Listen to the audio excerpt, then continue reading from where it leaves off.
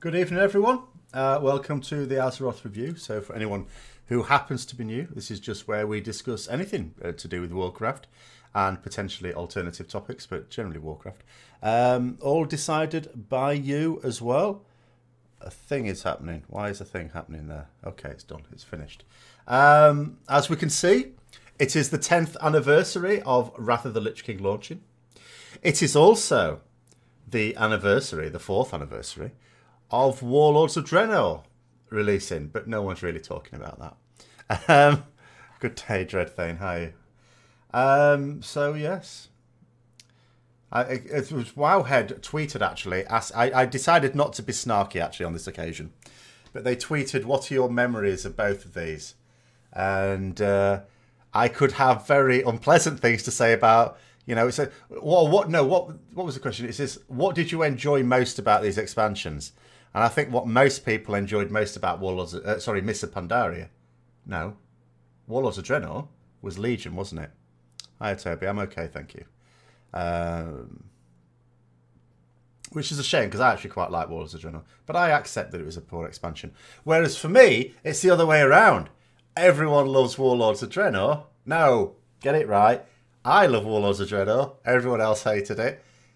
Everyone loves Wrath of the Lich King.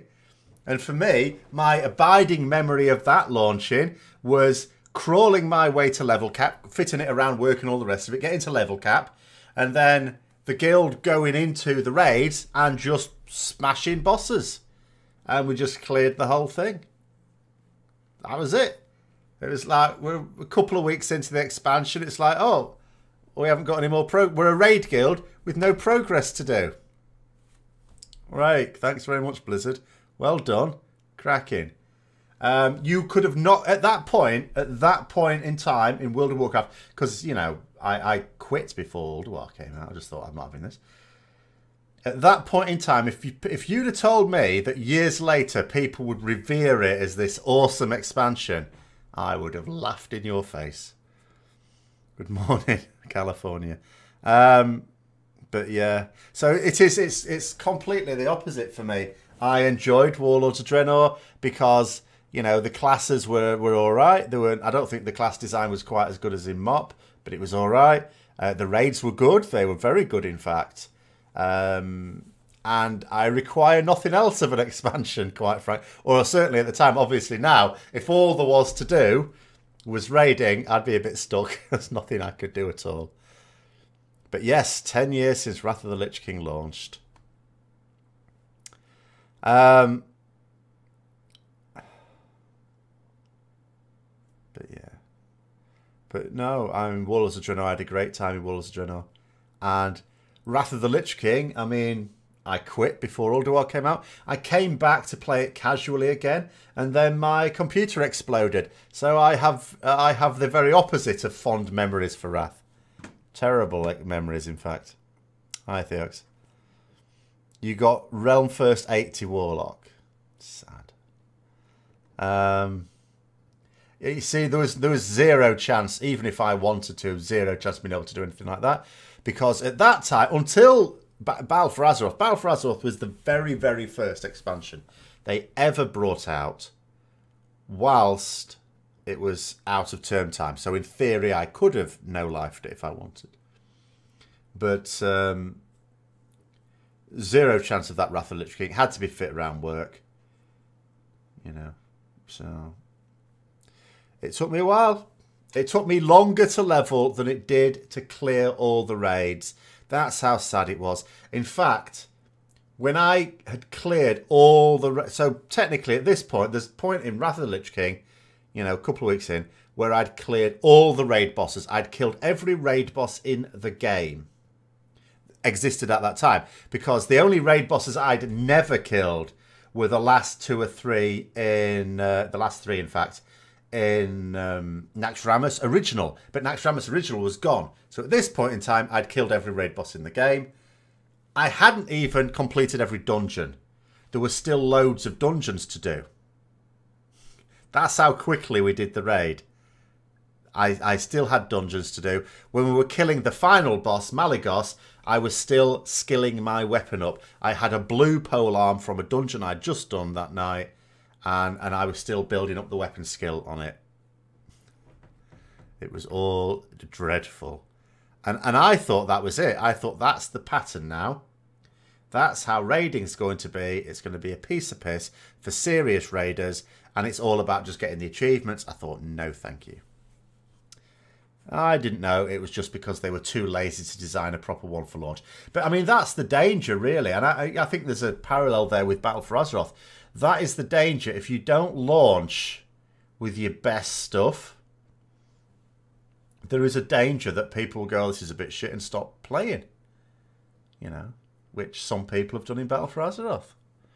Because, you know, some of the stuff that they're building for Battle for Azeroth, like, it might well end up being amazing. Like, Warfronts sounds like it's going to get better and better. They just weren't ready to lead with their best stuff at the start. You know, Islands may get better. Mythic Plus, Azerite gear has been a bit of a funny one. I'm also not sure. Have people seen the affix for Mythic Plus when the next raid comes out? I don't quite follow how that's supposed to work exactly. It sounds very odd. For those who've not seen it, what was it now? So basically, you fill up a bar. You kill trash and you're filling up this bar. When the bar fills up, it's something like Bwonsamdi messes about with you or something. I'm not quite sure exactly what it does. It just says rise and rush or something. I wish I could look at it again now, because I only had a little look at it during a break at work today. But it all sounded really weird. And other people that were talking about it, who presumably had read it in more detail, also thought it was a bit odd. Shitty in corridor dungeons like Tol de Gore. Everything is shitty in Tol de Gore. Everything. The number of times I've had to do that dungeon, because we just had a key for it. And it's very difficult to imagine a set of affixes that is not made worse by being in Tol de Gore. So, but yeah, everything is. Something like the Spirits and Sunken Temple. Every 20% of trash, the trash arises and runs. Oh, that makes sense, Toby. Okay. 20% of trash, the trash arises and runs at you doing God knows what. Okay. Right, that makes sense now. Oh, God, yeah, that'd be awful. Infested doesn't look as bad now. Actually, Infested's all right now. They sort of... It was pretty bad when two infested mobs would, like, heal each other. That was annoying. So every 20... So, okay, so it fills up about 5. Every 20% of trash you completed, right, on the bar. The killed trash raise and rush you. No, this doesn't make sense still. Hold on. It can't be the full 20% of that trash. No. It must... It must be trash in a range or something, mustn't it? Like there's some trash in, like, within 30 yards or something, rather than all the trash you've killed. Because otherwise, that would be awful. Are there any class changes planned for Rating 8.1? Yes, there are. But until things have actually made it to the PTR, which unless something's made it to the PTR, like today or yesterday, I haven't caught up yet. It hasn't yet. Like Divine Judgment is supposed to be being looked at. There's more shenanigans going on with Divine Purpose. I don't know about that. But Divine Judgment at least. I don't know that there's going to be amazing changes though. The fact that it's been left this late suggests it's going to be largely, you know, not entirely satisfactory. But an improvement to Divine Judgment will help. Two infested mobs hit each other still happens if the mobs aren't usually infested. Oh, okay. Well, yeah. Well, I don't mind that so much because then that's just punishment for not killing the little worms. It might be all the trash you've killed, but they've reduced HP. And I should hope they have got reduced HP and damage. You might have to clan. It just sounds horrendous to me. What? It's just. Oh no. I suppose we'll just have to wait and see. I mean, because if they rush you, that suggests that they're just going to automatically aggro, even if they're all out of range. There's something not... Anyway, there's There's something not quite right about that. I don't know. I'm having to have a look here. We're having an argument about cats and dogs earlier. I think the cats have lost. It's all right. It's fine. Everything's sorted. I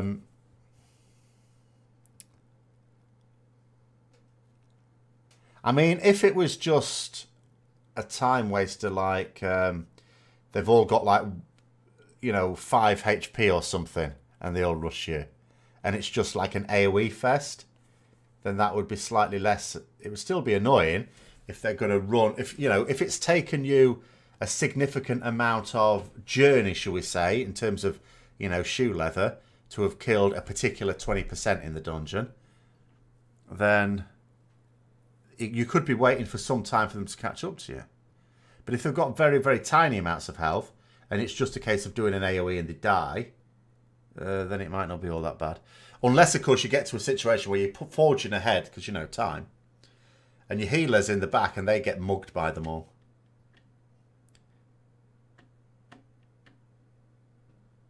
It could be a wave of damage that will force you to save your defensives. What defensives? Not everyone has defensives, do they? We'll just have to wait and see, won't we?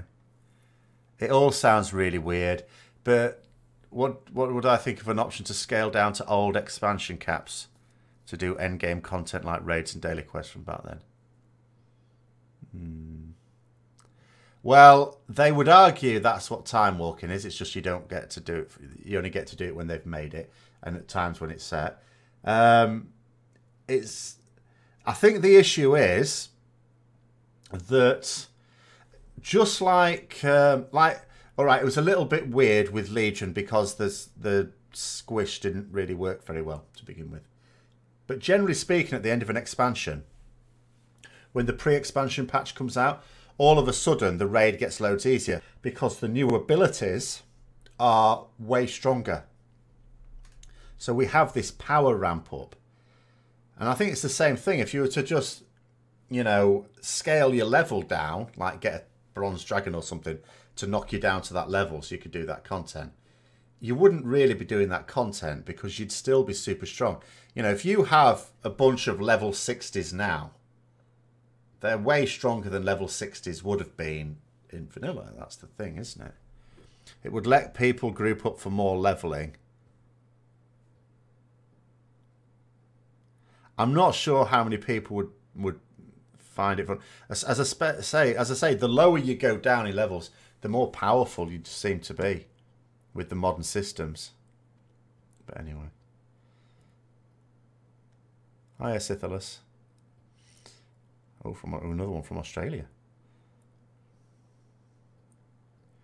The gear would be a problem as well. From what? Sorry. Oh, right. Leveling down. I don't. No, they've got the technology to scale that down as well, because we do that in time walking. So that wouldn't be an issue. They could scale us down. They've already got the technology to do that. I just don't. I don't know that there'd be enough call for it, because I don't really see the benefit. You'd still face roll the content.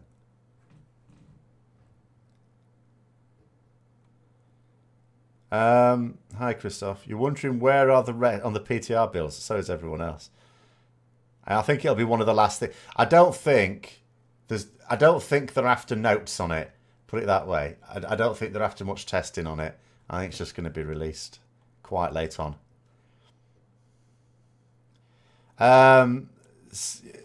In need of some buffs, yes. They're all I know is they seem fairly determined to buff Divine Judgment. There's other things they've talked about, but I don't know that any of them are going to come to fruition, is what I would say. They don't need to bother with gear scaling. Says, yeah, the scaling exists. The scaling is already in the game. That's fine. They can do what they want with that.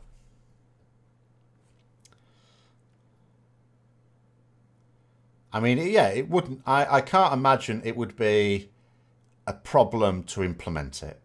I don't get it. I don't think it would be a problem to implement it. But I also don't know that there's a market for it, like enough people asking. You're not sure about the new consecration? I quite like it. At the same time, I didn't not like the old consecration either. But this is what I mean. That's what I was trying to say. People should have a choice of which one they want. They should put new animations behind, you know, achievements, and then let people unlock them and then choose. Just like we do with Transmog, you can choose the look of your character to a certain extent, allow you to choose the look of your spells. It's only a case of adding an extra tab, isn't it? Your spell tab. What would you like your Holy Light to look like? What are my thoughts on how Blizzard are dealing with class changes? Absolutely shocking. Shocking. The only thing is, it may change because, like I keep saying, Brian Helinka has been basically parachuted in, which means Blizzard have internally acknowledged that class design has been a mess. Now, it doesn't mean that they are going to agree with everything I say or anyone else says, but they are acknowledging that they need to do something, that it's not right. But it is. Class design, to be fair, class design is the most difficult thing to get right. So I am prepared to give them an awful lot of slack, except when they willfully refuse to even listen to feedback, which is what they've done in BFA. In Legion, I would say they listened to feedback. I would say they ignored things that they shouldn't have ignored, but they did listen. In BFA, they just didn't even listen. So, unfortunately, there you go. You'd like to see some testing on Rep PTR changes talking about mobility. Well, I'm not really convinced mobility is going to be touched. Hi, Whittleton. Did I buy the Warcraft Reforged? No. I've no real desire to play Warcraft 3 again, if I'm honest. I'm not, you know, I've just, you know, sometimes there's a type of game you enjoy. I used to like RTSs. I absolutely loved Warcraft and Civilization. You know, I used to play those a lot. Now I don't at all. I don't miss them. So no, I'm not planning on ever playing Warcraft 3 again. You know, I played it some years ago. That sort of game I really loved. Now, less so. My tastes have changed, basically.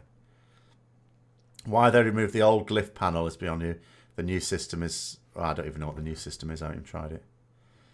But I don't see why they can't just treat it like gear in the same way as it is with the transmog. They could just use the same system to change it. It really wouldn't be that difficult. Nothing's going to change unless they take the philosophy. Well, yeah, it is ultimately their philosophy that is the issue. It's not a level of competence.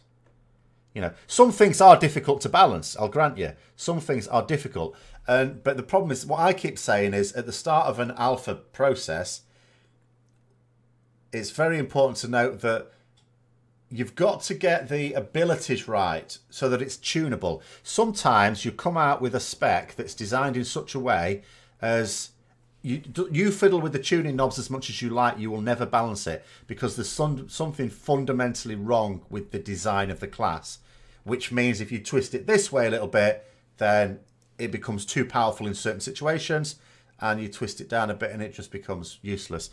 And it's impossible to do anything with it. You know, in terms of Ret Paladin things, that's where Crusade was in Legion. It was impossible to tune it with the way the design, the whole design worked. Anyway. You bought both the Warcraft 3 and COD with the gold recently. Okay. Well, an awful lot of people obviously have not been buying COD because that's what's got them into an awful lot of trouble, hasn't it? Their shares still dropping off a cliff. You're super hyped for Warcraft 3 Reforged. I mean, if I was still into it, I would be as well. It looks very, very nice, but I'm not, you know. And even if I was mildly interested in it again, there's just so many games that I don't get time to play, that I want to play more. So there'd also be a time issue. But even if I had more time, I don't think it would be top of my list of extra things to do. Your sub runs out in 4 days. You're not going to bother coming back till 8.1. Installing Lotro again. Well, there you go. I mean, 8.1 shouldn't be that far away, really. Probably what? When did they say? They announced it, didn't they? I've completely forgotten what date it's coming out. forgotten now. They actually gave the date at BlizzCon, didn't they? I've completely forgotten now. About a month's time.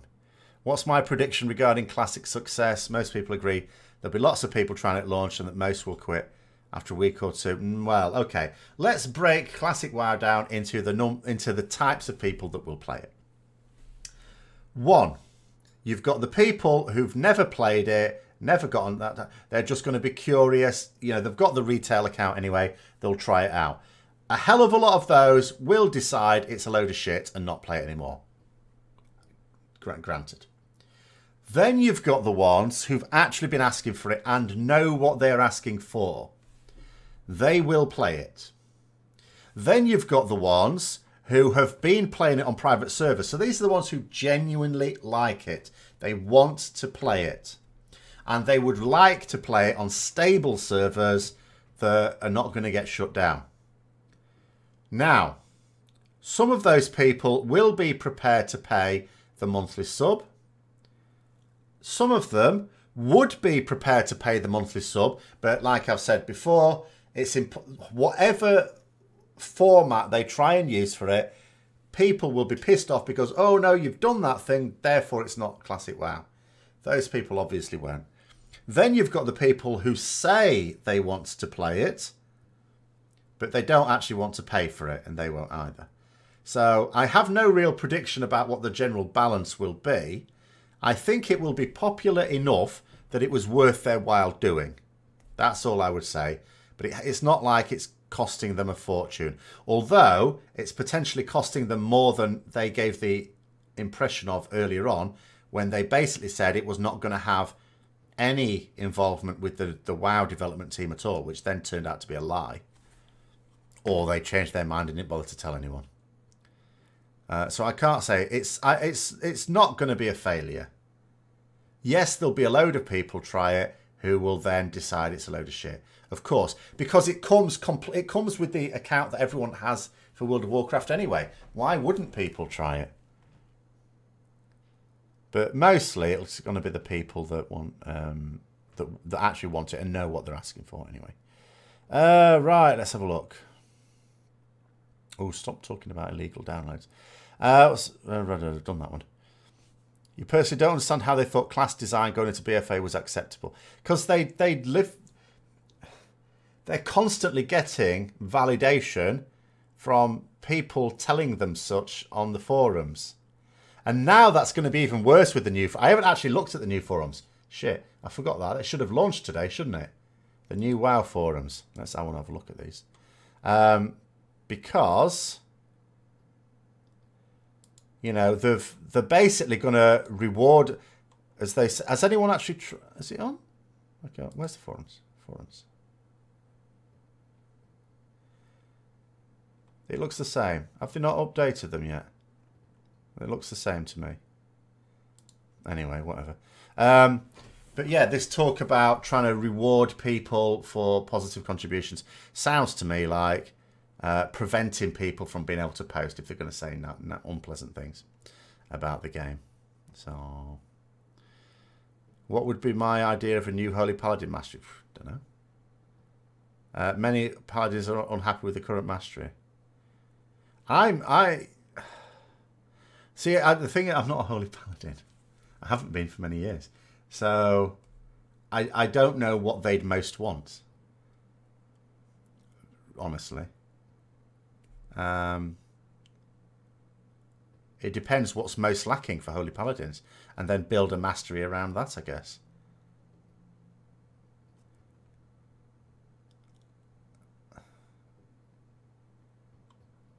I mean... It used to be the case. The big thing about Holy Paladins when I played it many years ago, before even this 10th anniversary, was getting mana back when you crit. You know, a mana return type thing was nice then. But it may not be necessary now, of course. So many comments. Let me read. So, shares across the board dropping down. Even your portfolio is down 10% in general. All right. I mean, the main thing was with that Blizzard shares, people keep trying to jump on it as if it's got anything to do with Diablo. It's got nothing to do with Diablo. Even me, I don't trading shares. Even I can see it. I mean, you only have to look at the breakdown of where the profits come from for Blizzard. All their mobile games, their existing mobile games, the ones that are already bringing money in, make more money and, more importantly, more profit than all of the Blizzard games put together. Every single one. So the idea that investors would be put off by another mobile game being produced is ridiculous. Even though I accept that that word produced is used in its loosest sense of the term, because one, it's not Blizzard doing it, and two, it's a game that sort of technically sort of exists already, or at least the bare bones of it. This 11th of December, thank you for the 8.1 release. Yeah, I knew they'd said when, but I just couldn't remember when. But no, I coming back to Caleb, I do not understand at all how they thought that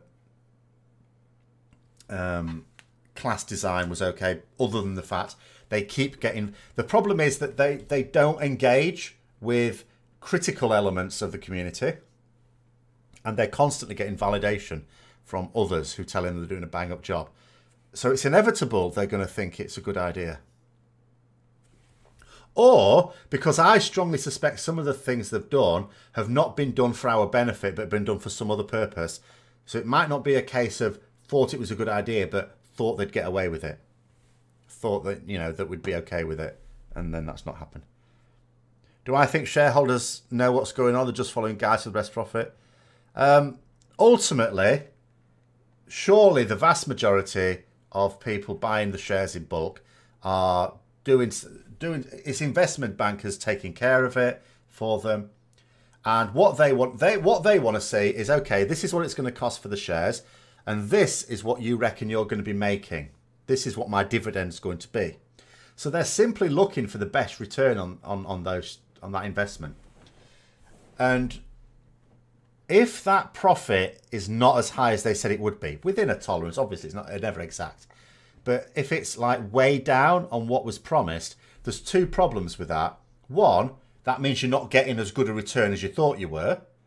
And two, it shakes investor confidence because they can't even believe your prediction. And it might also be, I mean, you can have a company that's actually doing fine and its share price goes down, not because they've done anything wrong or they've posted lower profits than they thought they were going to get, but simply because there's a better deal elsewhere. Like, these sort of investors are like magpies. They're constantly just looking for a better return, looking for something better. They've no interest in the long-term value of the company. You know. Because the thing is, like, if you like dabbling shares, you know, as I understand it anyway, of course I'm not an expert, if you do it in the long term, it sort of evens out, and you know, your dividends are all right. But these sort of people are trying to make a quick buck. You know, they're investing a lot of money. They want that quick return. Then they'll review the situation. Is there a better deal? If there is, they'll sell those shares and buy the other ones. And if not, they'll keep them there. The only thing I had to say about it, because I've got no interest in the share price of Blizzard, or Activision Blizzard, sorry. The only reason I was talking about it at all is just because people were making the most ridiculous links, which just didn't exist. And there was, on no level did the links people have tried to suggest make any sense at all. Like Diablo, to suggest Diablo has caused any part of it, it's like the way I likened it, it's like a pea rolling off your dinner plate and you saying that dinner is now ruined because of that. So poor. But yeah, something's gone badly wrong. You know, investors have decided that it's not a good bet. As I say, one, because it's not going to give them as much of a dividend as they thought they were going to get, and two, because they didn't even predict it. You know, they got the prediction wrong. That's dodgy. Anyway, a nice thing might be class idle standing animations. A paladin should stand differently to, say, a rogue. Well, yeah, they're based on races, aren't they? Really, I don't really pay much attention to those. Anyway, let's have a look. In the live investor meeting, Asmongold dropped in on, said it was users per day drops that caused the stock drop. Well, that would make perfect sense to me, Dreadthane. if that's the case.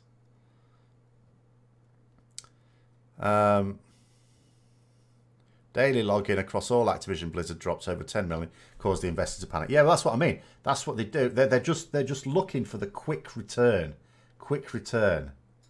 all the time. But it doesn't necessarily make any big difference to you or I at all, just as players.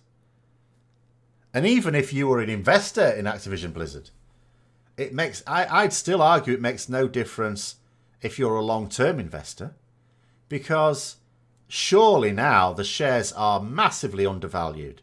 They must be now undervalued. They'll pick up. No doubt at all that in the next few years it'll have picked up again. I mean, I'm not saying it'll take a few years either, but I mean, it will have still gone on that upward trajectory.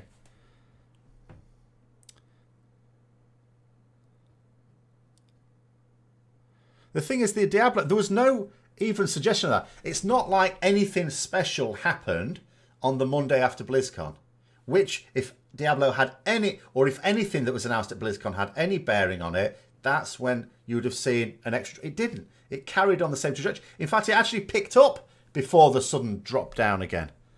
So no, there's nothing at all linking Diablo to it. It didn't make sense from a, just a theoretical point of view, and there was no evidence for it in terms of how the shares were trading. Anyway, let's get back to World of Warcraft. You think the art team and content team are doing fine work currently? The art team always do. To be fair, the art team, they do a good job, but they'd have to do a bad job to be a really bad job to be criticised. The thing is that everyone enjoys the art. The problem with class design is that if you get it a bit wrong, you delight one group of players and piss off everyone else. 12 classes, all right, it's 36 specs as well, which is a pain in the ass. But let's just deal with classes. So 12 classes, if you get one class, say, too powerful, it's too strong, then of course you delight those players, you piss off everyone else, then you get some players who will just switch class to the powerful one to play it because it's powerful, and they can carry on playing shit and still do well. And then they balance it back down again, and all of a sudden those people are left high and dry, and they're pissed off. And you just piss people off when you get it wrong. And it's not an easy thing to get right. Whereas the art team, to be fair, yes, they do a really stunning job. Every expansion, it impresses me how they just make it better and better. But they're not going to do anything that pisses people off, really. Or at least, they're not going to make something that's good for some players and not for others, like you see what I mean. The price didn't fall after BlizzCon. It was already falling. It was falling at the same rate immediately after BlizzCon than it had been doing for the previous month. It didn't fall anymore. It was falling at exactly the same rate, and then a couple of days later, even went up before it came down again. And it doesn't even make sense to try and link it to Diablo, because one, that Diablo game is going to make the investors a ton of money, and two, even if they thought, oh no, the people who aren't going to play it anyway were booing it, that's a bit of a worry. It's not even, you wouldn't even see the Diablo on a pie chart of Activision Blizzard's profits. You would not even see it on there. You will do when the mobile game comes out.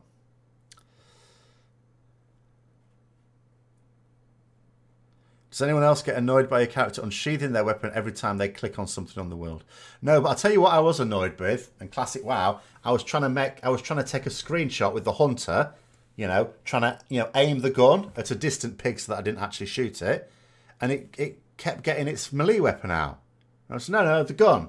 I even took the melee weapon out of its hand. So gun. And it just used its fist then. That was annoying. Candy crushes their top earner. Yeah, I don't know about individual ones. I mean, I did look at their last financial report. I thought I might as well have a look. And it broke it down by you know, types of game. So I could certainly see that the mobile games, well, basically by virtue of the fact there was one of the charts was showing the relative profits of Blizzard games, Activision games, and King games. And King is, of course, all the mobile stuff. And it's a lot of money. It was a lot of money. And also you could tell from the chart whether, because they did separate ones for revenue and like profit or expected profits. And you could sort of tell from that, it's like, there's not even as much outlay for those mobile games. You can't see how mobile games are so profitable considering utterly flooded the market must be. There's a shitload of people with phones. Is it really flooded? That's what I would say. Is it actually flooded? You know, for all, I don't know. I don't take part at all in the mobile gaming world. But it occurs to me that a lot of mobile...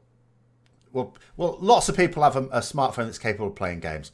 Not all of them play games on them. But maybe a new title, then they'll suddenly start playing the game on it. And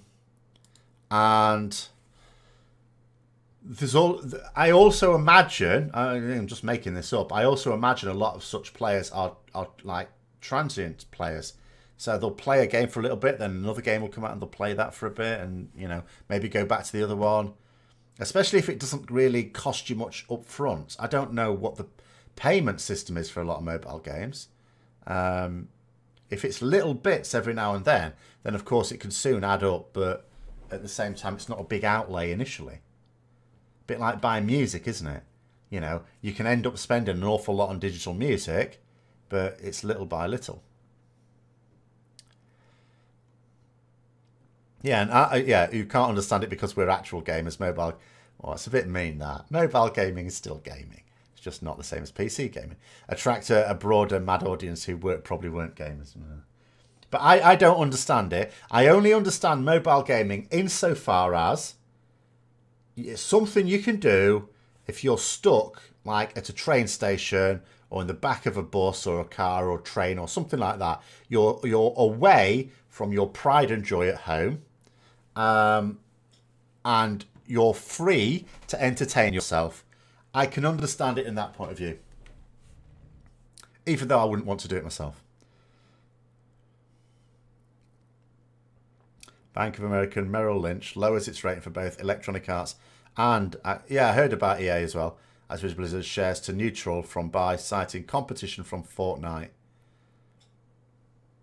I mean, obviously I'm not going to argue with economists, but I would argue that the shares are undervalued now. I would argue that it's actually good to buy them at the moment. And I'm not saying it won't go down more, but at some point they've got to go up. It's got to be undervalued. It has to be. I mean, another thing that just demonstrates just how it has zero to do with any Blizzard games is the fact that if you compare when it was last at the share price it is now, that was at the height of Legion's popularity. You know. So, you know, why wasn't the share price higher in Legion, which is super popular, is what you know people should be asking. You wish would be the guy that made Tetris, not him, the other who did it, brought it to the West. That game must have made it. Well, anyone would like to be the person who made a shit ton of money by doing nothing. If you want to wish yourself to be someone who introduced something and made a pile of money out of it, be the person that came up with the idea of the pet rock. Sticky pair of googly eyes on a rock, put it in a cardboard box and sell it. That person made an absolute mint. That's what you want. Or the person who bought the rights, not the person who designed it, the person who bought the rights to the have a nice day smiley face. That was a good investment. Oh no, hang on, what was the deal with that? Actually, no, I think to be fair, that was an employee of a firm. So the firm actually made loads of money. I think that was it, wasn't it? Yeah. Anyway. All down to Wyatt's haircut. No, it was all down to Wyatt announcing it at BlizzCon. That's the thing. But put it this way. If they hadn't announced it at BlizzCon, if it was still to be announced, would have had no effect on the share price, because that was going down anyway. Other streamers were saying that WoW mobile games are in the works. Oh, yeah, there's more mobile games in the works. I don't even need to be told that. I've heard that as well. I don't even need to be told that. Why wouldn't they? We know it's a business. A business is motivated by profit. Mobile games are profitable. And it's profitable in two ways. One, it's just straight up profitable. But two, you get a larger number of players. All right, those players are less loyal to your brand, but it's a much larger number of people it's getting to. So it opens up like advertising revenue streams as well. Have I seen that we're getting a live action Pokemon? Yes, I have. Okay, I'm going to say right here and now. I know nothing about Pokemon. I was already an adult when that shit came out. I have no desire to dig into it. However, I have to say that my opinion of Pokemon fans has gone down a notch, because apparently people are enraged by the fact that Pikachu is yellow and furry, despite the fact that it's pretty bloody obvious from every depiction of him ever that he's yellow and furry, and that he's been described as yellow and furry. How stupid are these people now moaning because the actual 3D rendition of it is yellow and furry? What did they think it was going to come out like? Anyway, your reason we do not have Diablo 4 is Blizzard could not figure out a monetization scheme. That is perfectly possible. Or they couldn't think of anything new for it. Obviously, Diablo 4 has to be a fundamentally different game to Diablo 3. Otherwise, it's just an expansion, isn't it? At the same time, there's nothing wrong with expansions. Expansions make as much money as a new game, surely. They sell them for as much. An expansion costs as much as a new game. I mean, why not just do another expansion? I don't know. I don't know. What's my take on the presentation goof up regarding Zandalari Warlocks and Kul Tiran mages? I mean, my take on... I think it was fairly obvious that Zandalari Warlocks were not going to be a thing. That makes no sense, because a Zandalari Warlock is a blood troll. That's what they are. So, yeah, that, you know... And the idea of Kul Tirans not getting mages, that was a bit stupid as well. That should have been obvious. My take on the fact that they got it wrong at BlizzCon is... There's a number of things I thought of. I thought, one, this is BlizzCon. This is their big show, and they fucked it up. All right, it's a minor cock-up, but still, you should be at your most ready for this thing. How do you get something like that wrong? So there's that side of it. But then there's another part of me thinking, maybe they had less preparation time for BlizzCon than normal, because those developers are working hard on trying to correct all the cock-ups with BFA. So if that's the case, then I'd be inclined to be a bit more charitable towards them, because, you know, well, they're working hard on trying to fix the issues.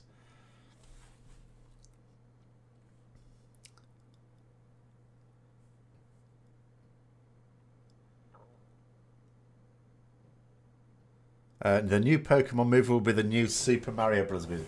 See, I quite liked the Super Mario Brothers movie. I don't know what was wrong with it. You know. Okay, it was hardly going to win a sweep of Oscars. But I thought it was quite entertaining. Next WoW expansion speculation, I've already told you. It's Revenge of the Potato People. Told you already. So Kul Tiran can't be paladins, but they are humans and you can be a human paladin. Yeah, but paladin... But no, that's just silly.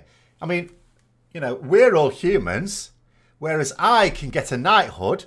If you're from, like, America, you can't. But we're all humans. But your country doesn't give knighthoods, my country does. It's only the same thing. A paladin is not... It's just an order. You know, it's an order. It's like a club. You join the Paladin club. You know, it's just that there's no branch in Kul Tiran. That's all. Doesn't mean to say there'll never be any. It doesn't matter where Uther's from, either, because Uther wasn't born a Paladin. He became a Paladin very late on. The Paladins were formed after the invasion of Azeroth.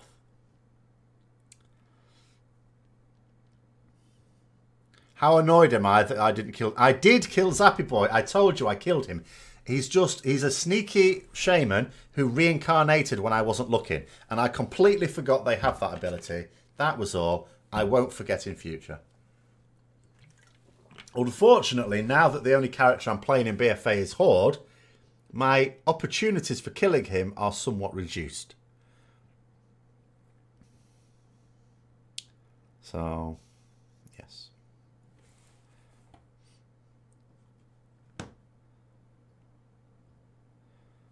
They didn't even have interns to get some proofreading done. What you mean, slaves? I don't like the word intern. Should use the word slave. I don't know. Like, it could be that the person, like, who would check it? Not everyone. You've got to bear in mind, there might not be that many people who even know what the class role combinations were for Kul Tiran and Zandalari. You know. BlizzCon was them announcing it. Don't imagine that they tell the whole development team what's going on. Remember, we know with 100% certainty, because Ian Hazakostas admitted it himself in Tomb of Sargeras, we know that the different teams working on World of Warcraft do not coordinate with each other. And I see no evidence that that has improved since then. So why on earth would the majority of developers have any idea what the rest of them are doing?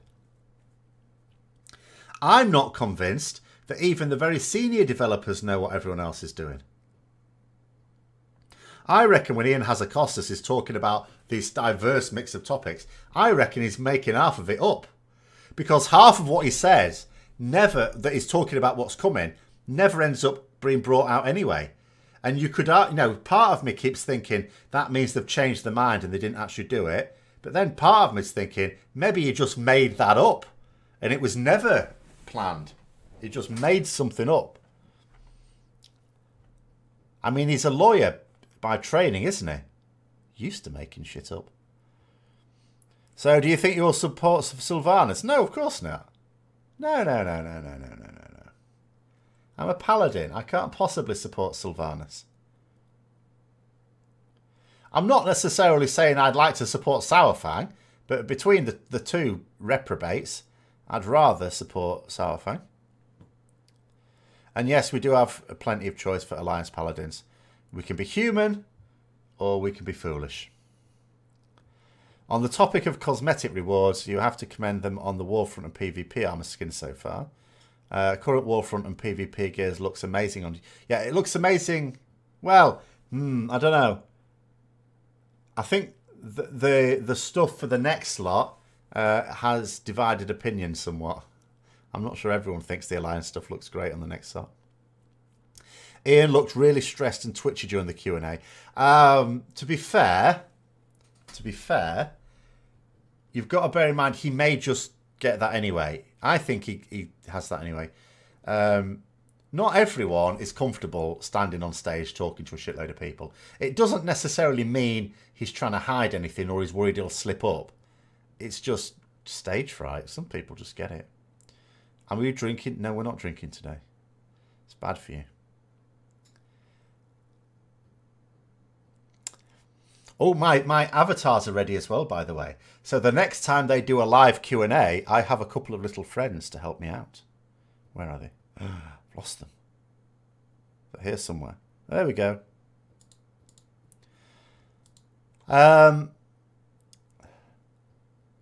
Who plays a Blood Elf Paladin here? Of course. That's the only choice for Horde. Quite frankly. I might almost have thought about a Zandalari Paladin, but Raptors give me like motion sickness. Can't be doing with it. Plus, of course, it means like spending money when there's no reason to. That would mean I'm going to have to tolerate Zappy Boy dancing around a lot more.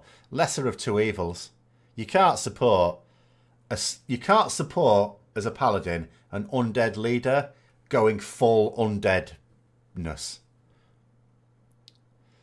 Alliance plate looks amazing in the current, not convinced about the Night Elf. Yeah, I think I've heard a lot of people saying that. Obviously, the Alliance plate one does look good. I've seen a lot of people not impressed. But obviously, I mean, it's personal, isn't it? It's personal taste. Maybe it looks good on some races and not so much others. What if something came along that was so bad they made it where you could toggle whether you even still want to claim a faction? Well, this is the thing, though. I keep saying this. This would be ideal. Factions, just purely from a gameplay point of view, never mind any other point of view, are a huge barrier to people playing the game in PvE. Obviously, you have to have them for PvP purposes, otherwise PvP is shit. But for PvE purposes, you create a barrier to people playing the game, and whenever you create a barrier to people playing the game, there will inevitably be people who decide it's not worth the effort to climb over that barrier, and therefore will stop playing the game. You know, people who, for example, their guild chose to go Horde for BFA. There will have been a few people in that guild going, well, I'm not going Horde, either because of cost or because they just didn't want to. Those people have now without that guild. Now, some of them may have chosen to go to another one, excuse me. But whenever a guild effectively disbands, if it goes to another faction, that's the same as disbanding. Some of those who are left, you always get a few people who just decide to quit the game. You wish the mercenary thing that they used in PvP was usable for Dungeons and Mythic Plus. It should be used for everything. PvE-wise. I mean, to be honest, they've completely separated out PvP from PvE anyway.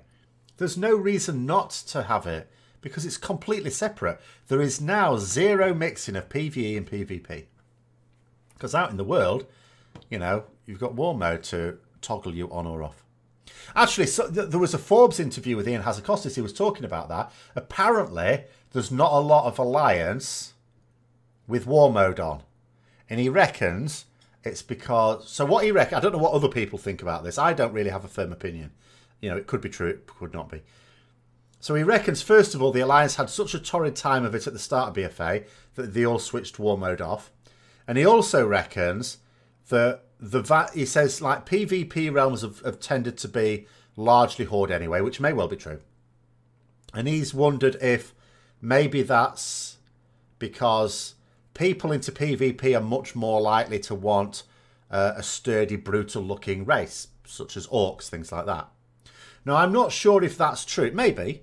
Or if it were not the case that earlier on in the game, the racials were more suited to PvP, which I think was probably true. Because at the start of the... Well, certainly in vanilla, Alliance racials were probably a bit better for PvE. And Horde ones may, I don't know, may have been better for PvP. So it may have started back then, really. But I don't know. But that's what he thinks. Anyway, he thinks PvP players are much more likely to want to play burly savage type. I can't remember the words he used, but those sort of characters. If your ally guild goes onto Classic, you won't be able to go back to Shaman if you go with them. No. Oh, yeah, well. I mean, that's a separate issue, of course, but indeed. So if you play Classic, if you want to play a Paladin, you are playing Alliance. And if you want to play a Shaman, you are playing Horde. Have I missed a good idea? Well, okay. I mean, they could remove factions. I don't know whether they will. You see way more Horde than Alliance with war mode on.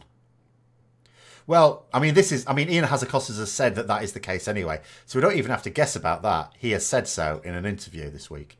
So we know that to be true. In fact, overwhelmingly Horde. And he suggested that it was overwhelmingly Horde at the start of BFA as well. It's just more so now because a load of Alliance players have turned war mode off. Any thoughts on the Hall of Fame achievement for Cahoon being top 10 kills and not top... Hang on a minute.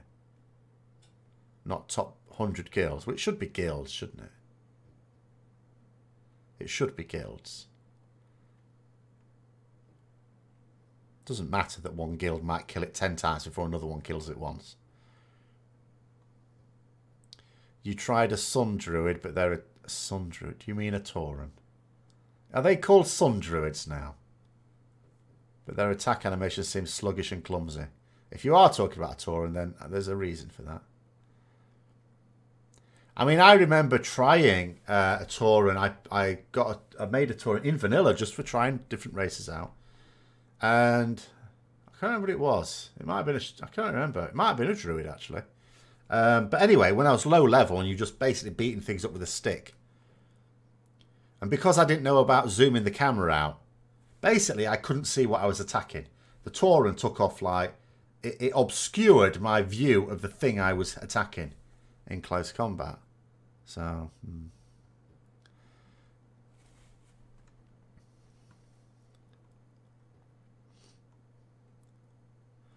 Alliance players are more pacifist, you think? It may be true. It may well be true, yes.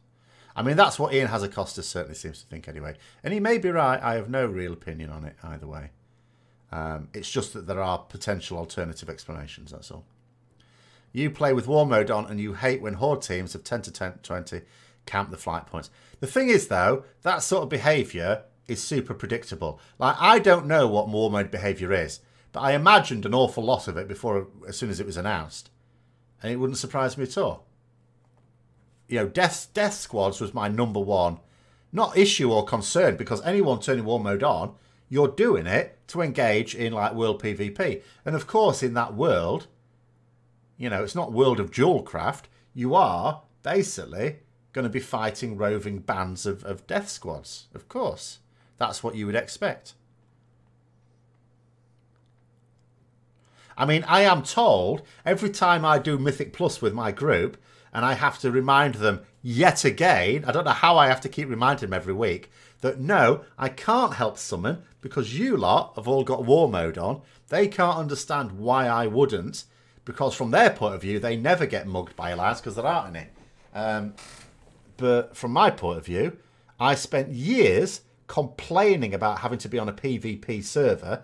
And other people go, well, why don't you go to a PvE server? Then I had to painstakingly try and explain to them, because that is not where the raiding guilds are. So now that I actually have the choice, I'd be a massive hypocrite if I turn War Mode on. So I'm quite happy with it off. You were walking around thinking it was top 100 guilds the whole time until they opened the Crossrealm Mythic and took the achievement away, and not 100 Alliance had it. Hang on a minute. Hold on. Have I missed something? Have they unlocked it? Have they unlocked Crossrealm Mythic Uldir? Because they're not supposed to. And if they have, I haven't seen that actually. If they have, then I am certain that that was not the intention.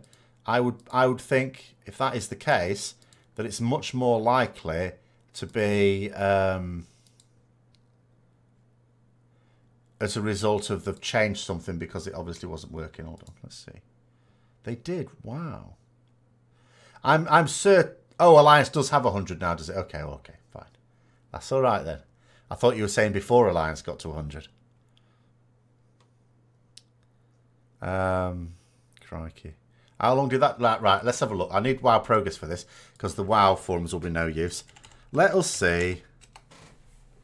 So there's 100 guilds now killed it. So now I just want to have a little look on WoW progress here. Obviously this may not be 100% accurate, but it's decent enough, I'm sure. I want to see how many guilds... Oh, I've gone past it. Right. By my reckoning, 399 guilds have now killed it. Well, not my reckoning. WoW progress reckoning. So if we assume that Alliance guild in 309... Oh my god. Does that mean basically there's 3 times as many Horde guilds have killed Mythic Gul'dan than Alliance? That's appalling. Although I suppose not unexpected. Oh, it doesn't count Chinese guilds. All right. Doesn't it? No, I don't suppose it does it?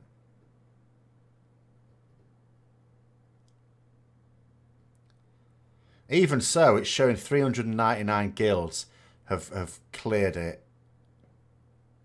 And if it's only just 100 Alliance guilds, that would suggest several hundred Horde guilds have killed it before 100 Alliance guilds did. Did I say Gul'dan? I probably meant Cahoon, sorry.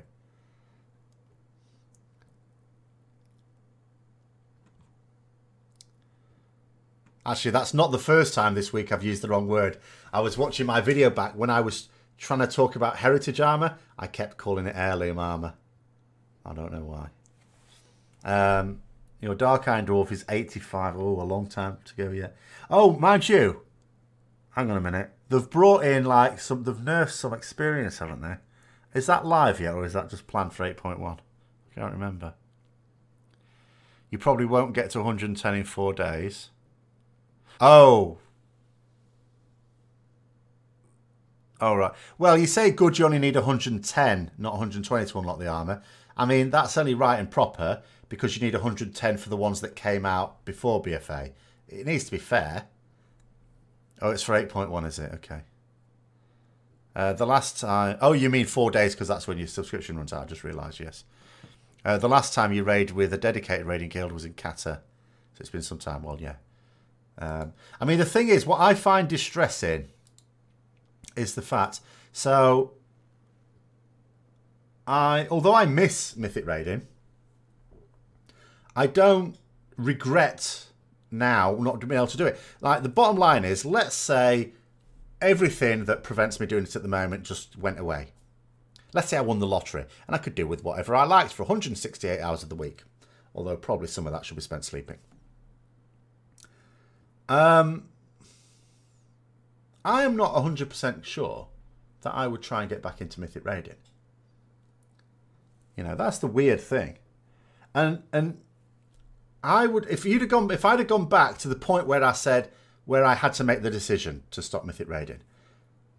And if someone had told me, right, okay, in 6 months' time, you're not even going to be doing Uldir, that, you know, you won't even have done LFR Gahoon, I would have thought, of course I will. I'll at least do normal and heroic raiding, surely.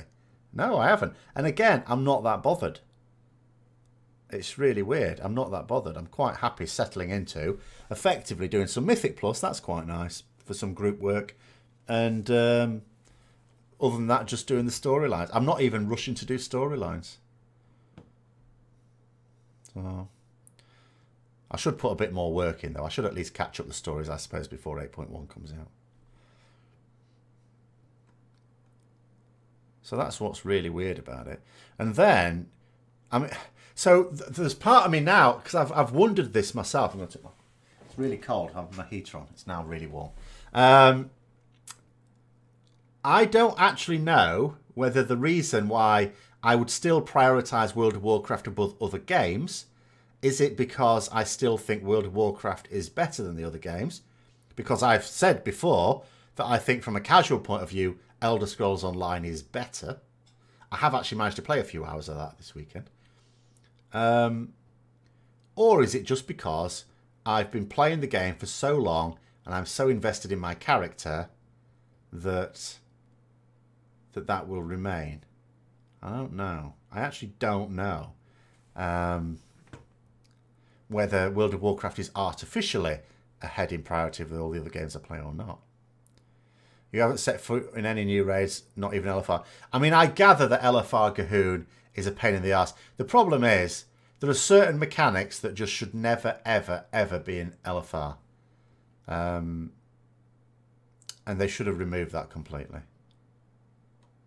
Do I think my gravitating towards the C-word lifestyle is because BFA is iffy, or because you came back to realise it's a slog to put not much effort in? No, I mean... The iffiness of BFA has not impacted me at all. That's the thing. I mean, I talk about it from the point of view as if I were a Mythic Raider, or from other people's point of view, or I try to. It hasn't actually impacted me at all. Makes no difference. You know, just time. Looking at the Hall of Fame. Okay, so Alliance 40%. Hold on. Alliance 40% Europe, 33% China, 23% America and Oceania, Korea 2%, and then, oh sorry, hold on, I'm reading this, hold on. This is not making sense. So you start off saying 40% Europe, 33% China, 23% American Oceania, 2% Korea. Oh, 2% Taiwan, I see, okay. Horde, 59% Europe. 24% American Oceania, 30%.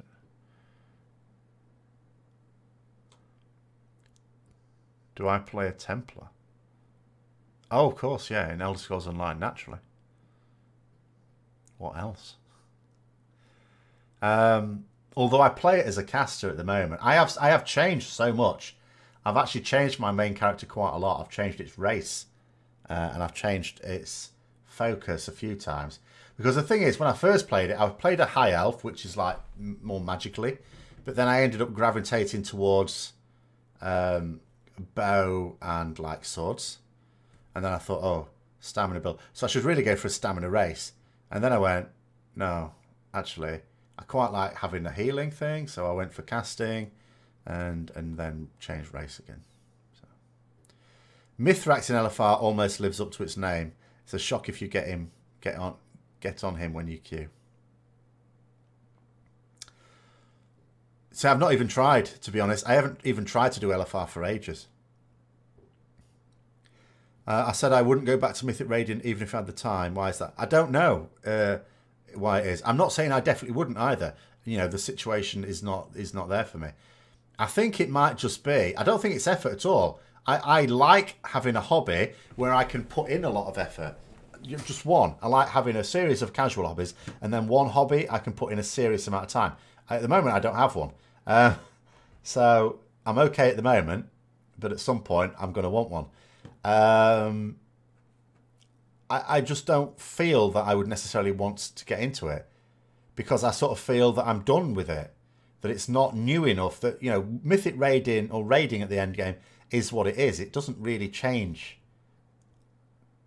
I think that's it. I think it just doesn't change. And also, I'm never going to compete at as high a level as I have in the past as well. So it's not even a progression thing. You're not even going to say, okay, try and progress and get... You know, it's never going to happen. So I just think, yeah, I'm done. I'm done with it. I mean, I don't know that. It's just how I feel at the moment. You made a heavy armor bow using summoner. Heavy armor, ugh.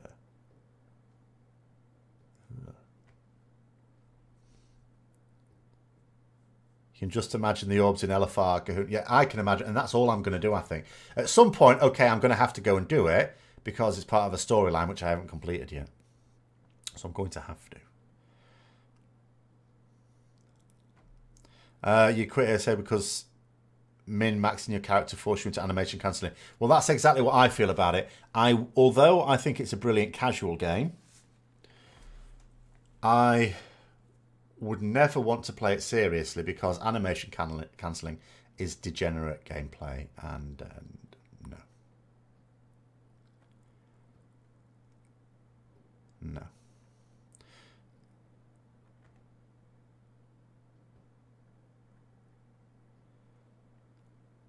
Oh, sorry, I'm going back to that comment on the range there. So America is 50-50 Horde, an alliance. China is heavily skewed towards the alliance. Europe, of course, because they're sensible, they play Paladins.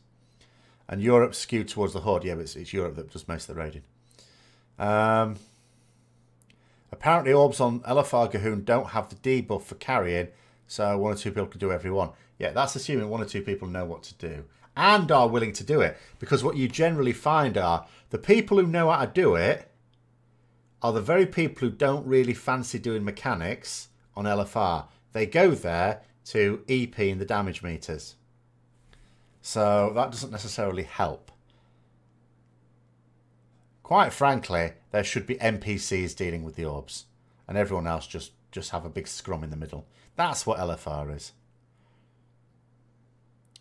The funniest thing in raiding you ever saw was 25-man Ice Crown Citadel raid at Rockface, all lined up in a half circle. One imp running towards the middle, stopping halfway. Throwing a fireball, then chaos broke out. Wow.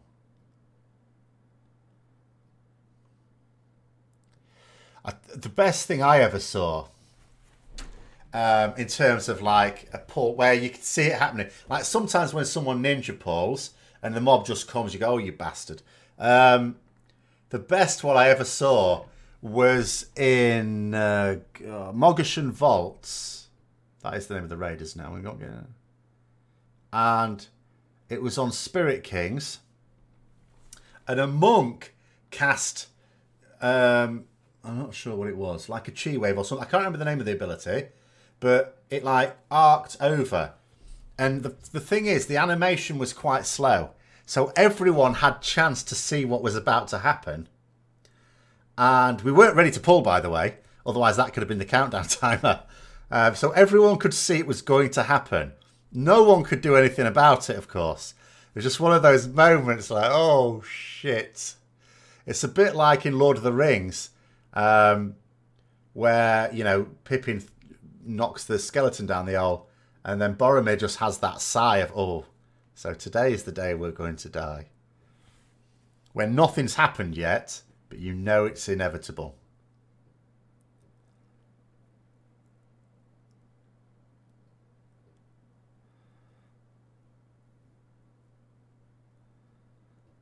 Warfront, you got a 375 weapon that's heroic piece of gear. In normal, you got a 380 belt off Mother. LFR, well, yeah, I mean, that's Titan Forging for you. Obviously, you're lucky when it happens.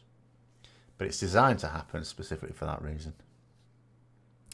You're still waiting for a new MMO that is at least close to how good WoW is. Well, as I say, in different aspects of it, I think there already are.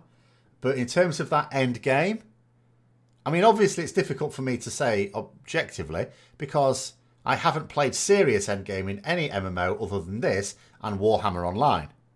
Now, Warhammer Online was a load better from the PvP point of view. Will I hang up my Ashbury and never? After smashing low a sparking throng of mecha gnomes, only to see them combine and transform into mecha gnomezilla. I'll just kill that too.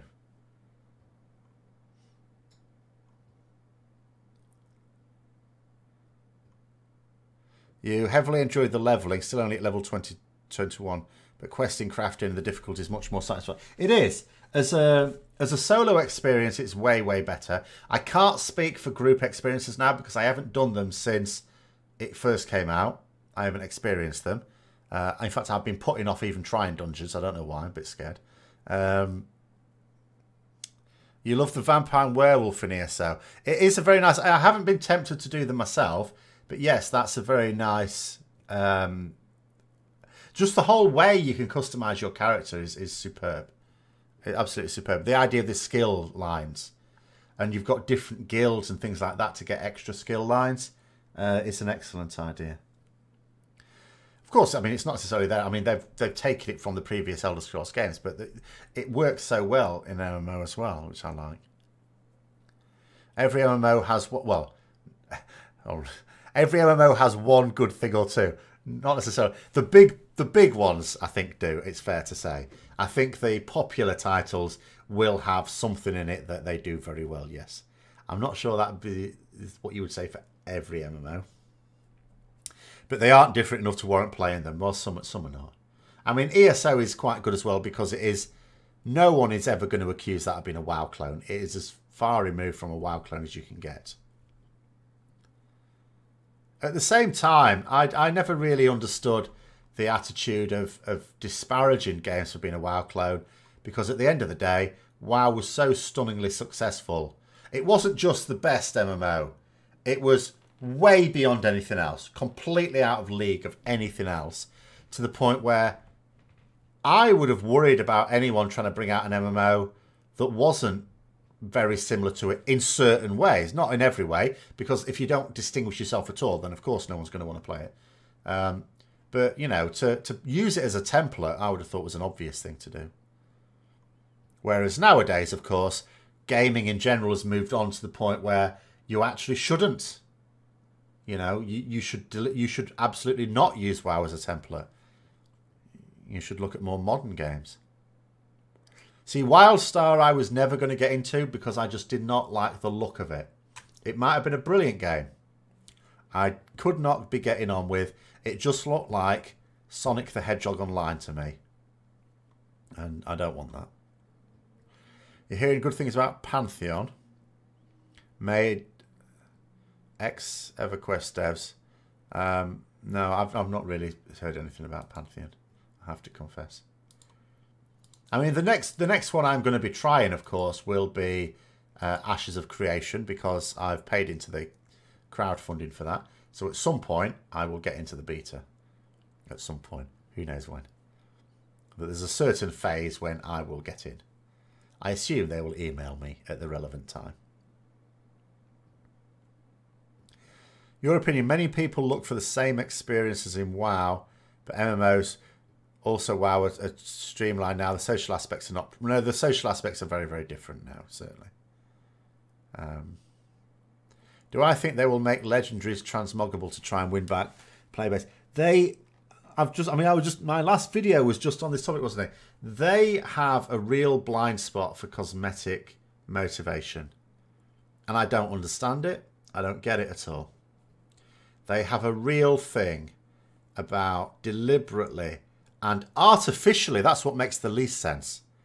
Like on the player housing front, I could almost understand it if they just didn't think it'd be popular enough, because that would actually take a team and some development time and resources to deal with, and probably quite a lot. But a lot of the other things, they artificially restrict transmog. Beyond all reason. So I don't know whether they'll loosen that up. They certainly seem reluctant to loosen up the strings of transmog. Well, they said as much. And whenever they're going to lose a load of players, they're never ever going to put it down to cosmetic. You know, failure to be able to customize my character. They will never put it down to that. The second you learn PvP is forced, you instantly ignore that MMO. Oh, well, this is the thing, you see. Like, take Black Desert Online. I actually really like that game. I didn't think I was going to. I mean, I bought it, so obviously I must have been willing to give it a proper go. I don't normally just buy games that I don't think I'm going to like. But I did. I really enjoyed it. But then it was going to get to a point where I was going to be put into forced PvP, just like you say, and I thought, no. And I thought at that point, even though I hadn't reached that point yet, I thought because I'm going to reach that point quite soon, that's going to spoil it completely. There's no point in carrying on where I am now. MMOs need some kind of good innovation. You hope we get something good soon. My feeling is that with MMOs, the future of MMOs is probably going to be like Ashes of Creation, where it's effectively crowdfunded. I'm not saying there won't be any more big budget ones, but I think they will probably dry up a bit. Because I just think that if you look at an MMO, people now expect it, and I think World of Warcraft had a big part to play in this, people would expect it to be profitable for a good 10 years at least. And if you're trying to look 10 years into the future, I just see more money being put into mobile games. I just see that. Consoles, I would say, are probably going to be stable because, you know, they're okay. For people, I mean, for general people, I hate them. So I'm not sure that MMOs are really going to be done with big budgets quite soon. Which means you have basically got developers doing it themselves. And, you know, and going for the crowdfunding option. You think I'm spot on with my video about cosmetics? I'm always spot on. What are you on about? You're still waiting for a good VR MMO.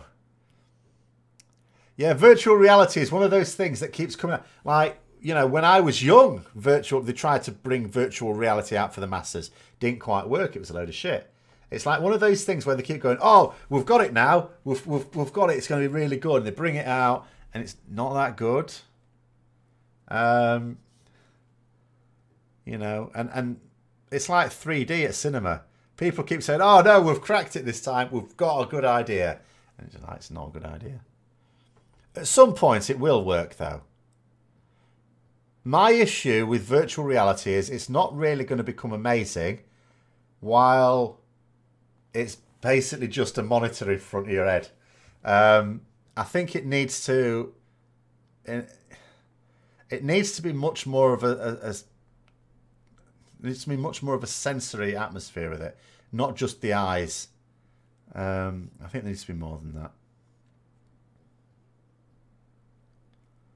You want someone to buy the EverQuest franchise from Daybreak and put out a new one.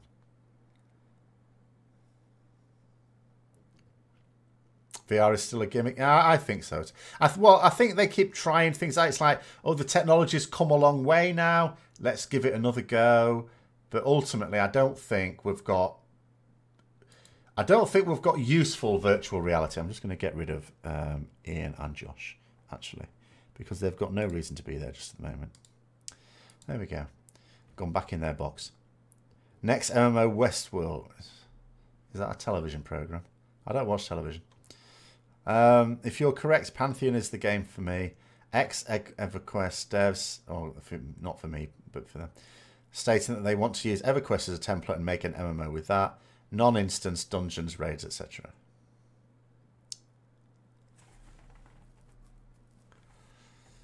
See, I've never really been into EverQuest at all. Because WoW was my first one. And that's what took over the baton, I think, really. So I didn't play EverQuest. I didn't play Star Wars Galaxies or anything like that. And certainly not RuneScape. See, the thing is, when I was playing WoW, our teacher at school, the younger kids are the ones who played RuneScape.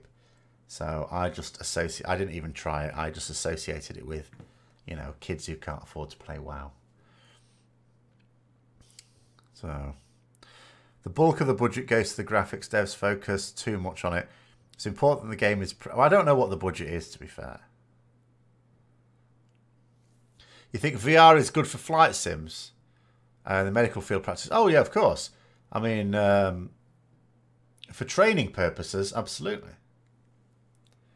But for educational purposes, I think it's of much more limited value. At the moment, it's one of these things, though, that brought it out again. It's not quite... You know, in another 10, 20 years' time, someone will have another amazing idea. There'll be another big breakthrough, and they'll try it again. At some point, it will take off, I think. You played Matrix. I didn't even know there was Matrix Online was a thing.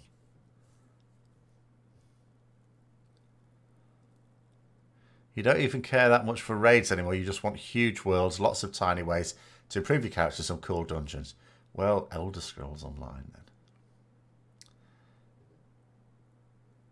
Pantheon has gnomes in it. Good God.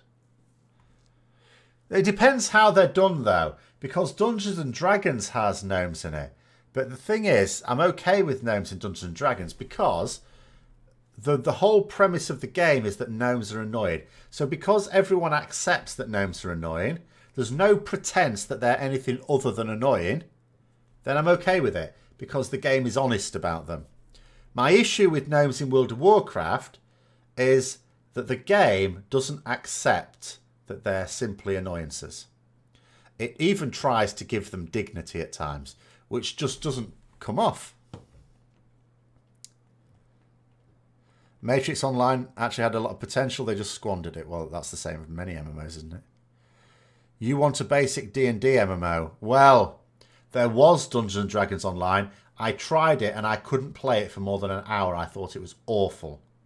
Now, I don't know what would have happened if I'd have forced myself to play it for a week. Maybe I'd have pushed through it. Maybe it was just the very start that was awful. But I did not get along with it at all. I don't even know if it's still going. But what I do know is I found it to be a thoroughly unpleasant experience for an hour of my life. Dungeons & Dragons halflings aren't gnomes. No, halflings are not gnomes. But there are... Oh, I shouldn't really do that. I don't know that that's a proper one. Don't click that link unless you're absolutely certain it's correct. But there are gnomes in Dungeons & Dragons as well. They're not the same as halflings.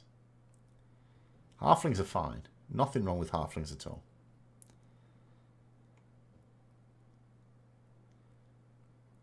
They were going to make Stargate Online. I imagine someone at some point has had the idea of making every...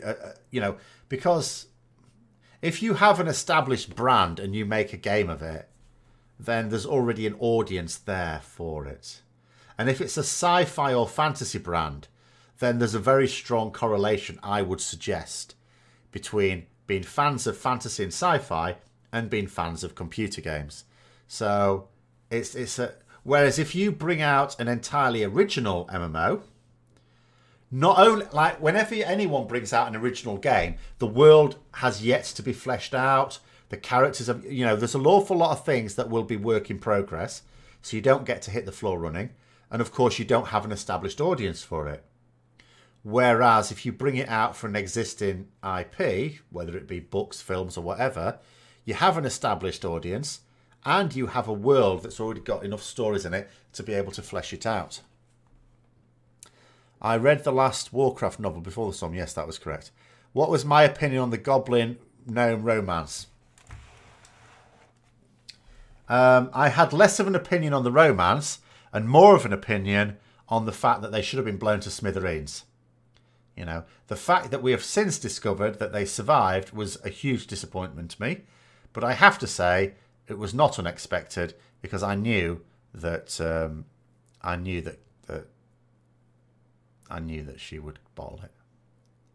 Christy Gold. I knew she wouldn't actually kill them. She's too soft. I used to play an old shareware game called Mordor, basically a 2D dungeon keeper like Dungeon Sprawler. So I used to like, when I was super young, Dungeon Master, which is a game for the Atari ST and Amiga, but yeah. Dungeons & Dragons Online had too many DLCs to be a free-to-play game. Okay. I don't know. I mean, when it comes to Dungeons & Dragons on the computer, then Baldur's Gate is where it's at for me. What's my stance on Hobbits? I have no issue with Hobbits. Hobbits are fine. I will happily play a Hobbit. I have a Hobbit character on Lord of the Rings Online. No issue with Hobbits at all. They're fine. They like nothing more than sitting down with a mug of ale and a pie. They're absolutely awesome.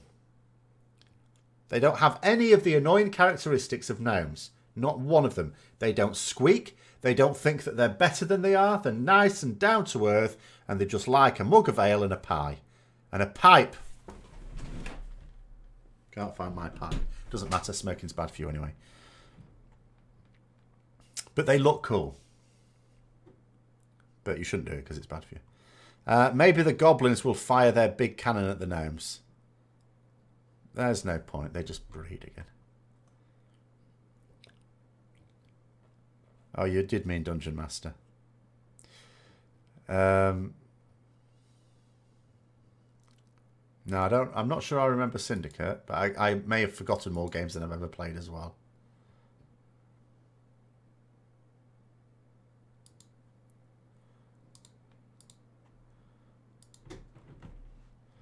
Goblins and gnomes done right. I don't really see the resemblance at all between gnomes and goblins beyond their height. And their height is no relevance to me. It's not the height. I don't know where people just get the idea that I don't like gnomes because they're short. I'm not heightist. I have no issue with a race of short things. The height is neither here nor there. We're going to see ourselves making our own custom Azerite weapon before this expansion is through. Perhaps we'll also see Azerite gear, rings or trinkets for the N2. Well, I have an idea for something that actually would have done just that. But anyway. You hardly see goblins or gnomes in general. Well, I mean, that is where the short comes into it. You do have to look down to see them. Lord of the Rings Online community was actually it's a very nice community, I have to say. It is a quite nice community, yes.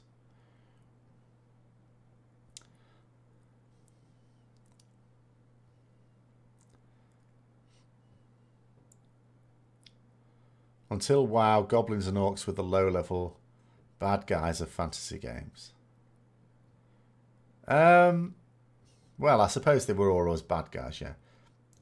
They still sort of are. If we're going to be honest, they still sort of are. It's just that not all orcs are bad in World of Warcraft.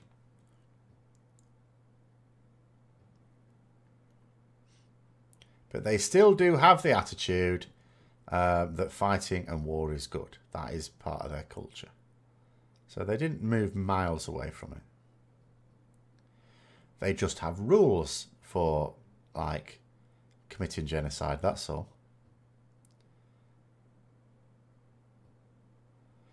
You know, and those rules seem to really just involve giving you fair warning that they're about to commit genocide. Goblins are your favourite race. You can't wait until the new models come out. Well, yes, they have now announced the new models. So that is coming.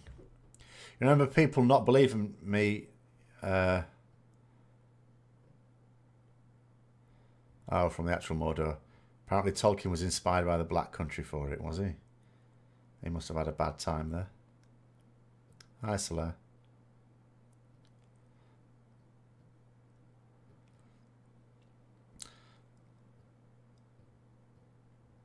But in terms of being able to assemble your own weapon, yeah, the idea, yes, indeed, that if you could, you know, there was like a kit and you could choose your own hilt and pommel and blade and all the rest of it, would be quite nice. I doubt they would ever do that, though.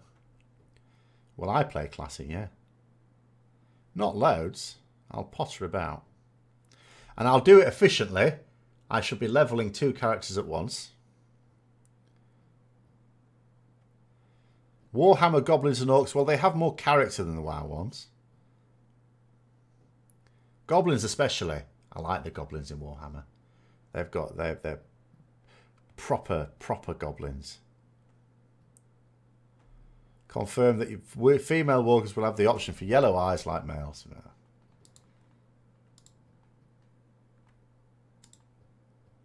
I didn't know that they weren't going to. Was that a thing? I don't really pay too much attention to that sort of stuff. You live in Vienna and they call your district across the Danube Mordor.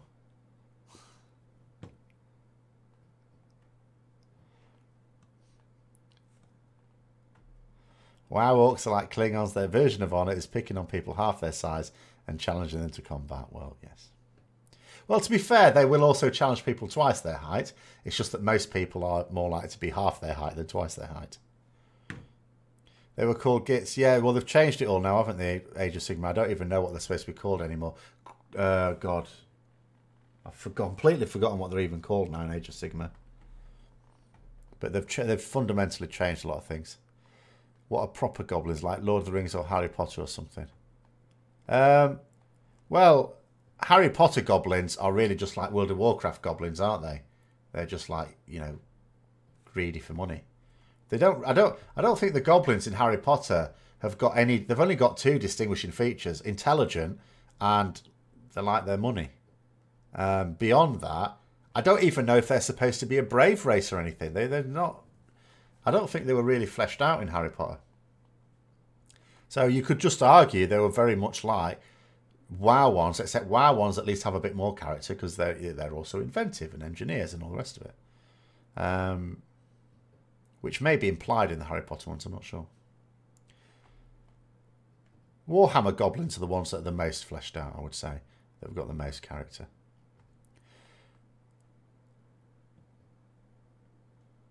Grimgore Ironhide is a beast in TW Warhammer. Total War Warhammer. Oh, well, as he should be, like in, you know, I mean, he was in Warhammer Fantasy. But I always liked the goblins more.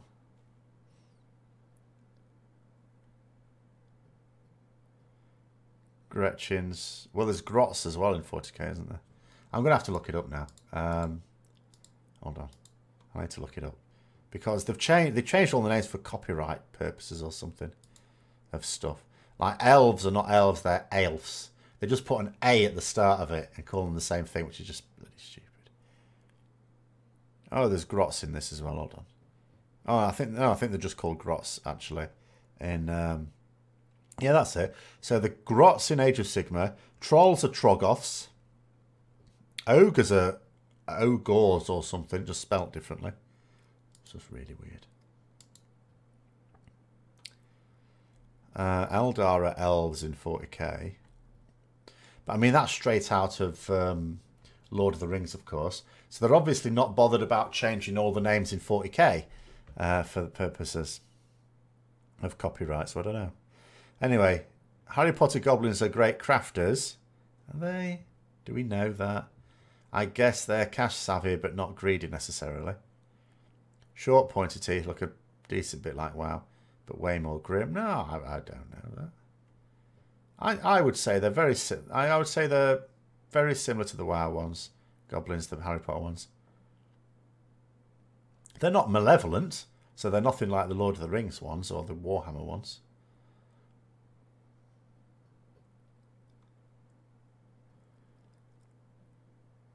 Mention it to J.K. Rowling and she'll invent a backstory for the goblins. Well, maybe she should, because well, not that I've read any of her more recent stuff anyway, or see the films. I'm not that bothered. The Harry Potter story was nice. Read that, good. Beyond that, I'm not really, because it's not a huge. It's good stories, but not necessarily a hugely original world. And there's probably plenty of good fantasy I'm not reading anyway.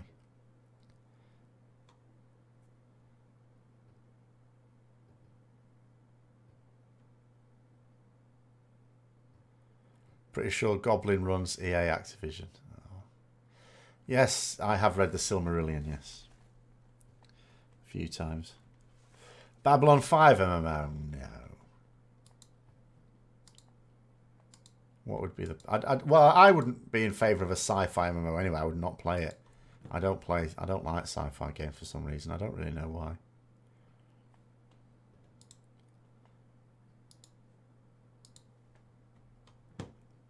You know, like I like watching them and reading them, if they're good, obviously. And Babylon 5 was very good. I enjoyed that. I still have them on DVD. But as a game, I don't really get it with sci-fi. WoW stole enough from Babylon 5. What did WoW steal from Babylon 5? I mean, I'm sure it has. It nicks it from everywhere, of course.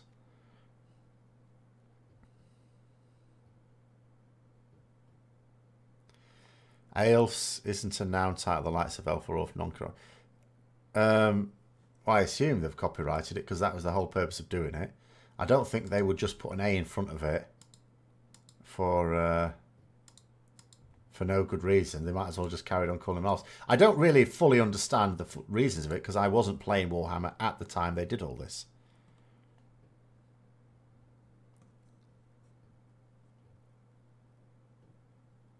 All her recent stuff is on Pottermore. What the hell is Pottermore?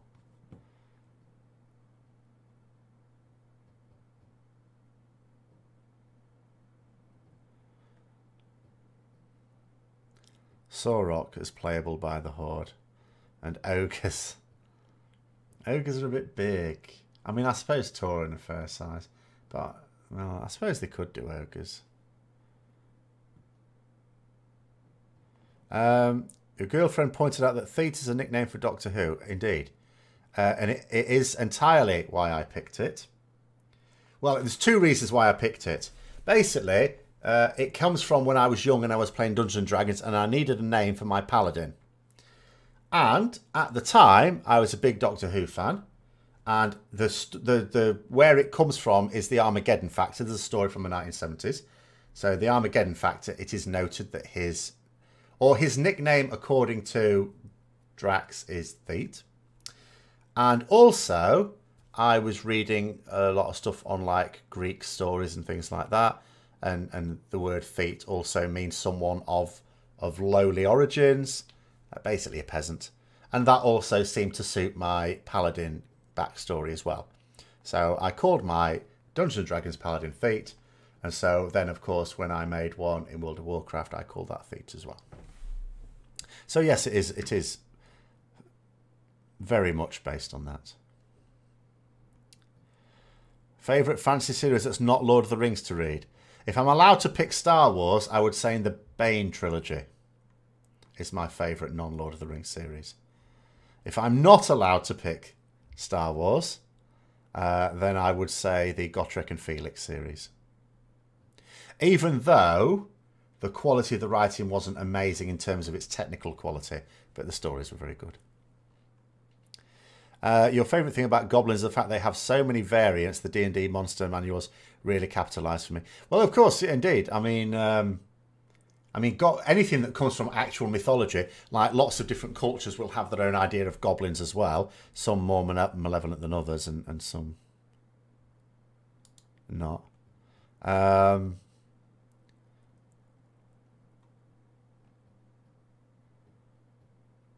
You always name your humans with Romanish names. I have used like Latin and Greek words quite a lot for naming characters, simply because you'll think of a character name and try and type it out. Some buggers will be taking it. So before you're long, you soon have to dip into Latin and Greek. Or some other language. You have no problem with Sylvanas committing war crimes. It makes Warcraft a better story. Let her do evil things. And please don't kill her. I don't think they will kill her off. I think she's too big a character to kill off. But, well, anyway, I've said what I think she's going to do.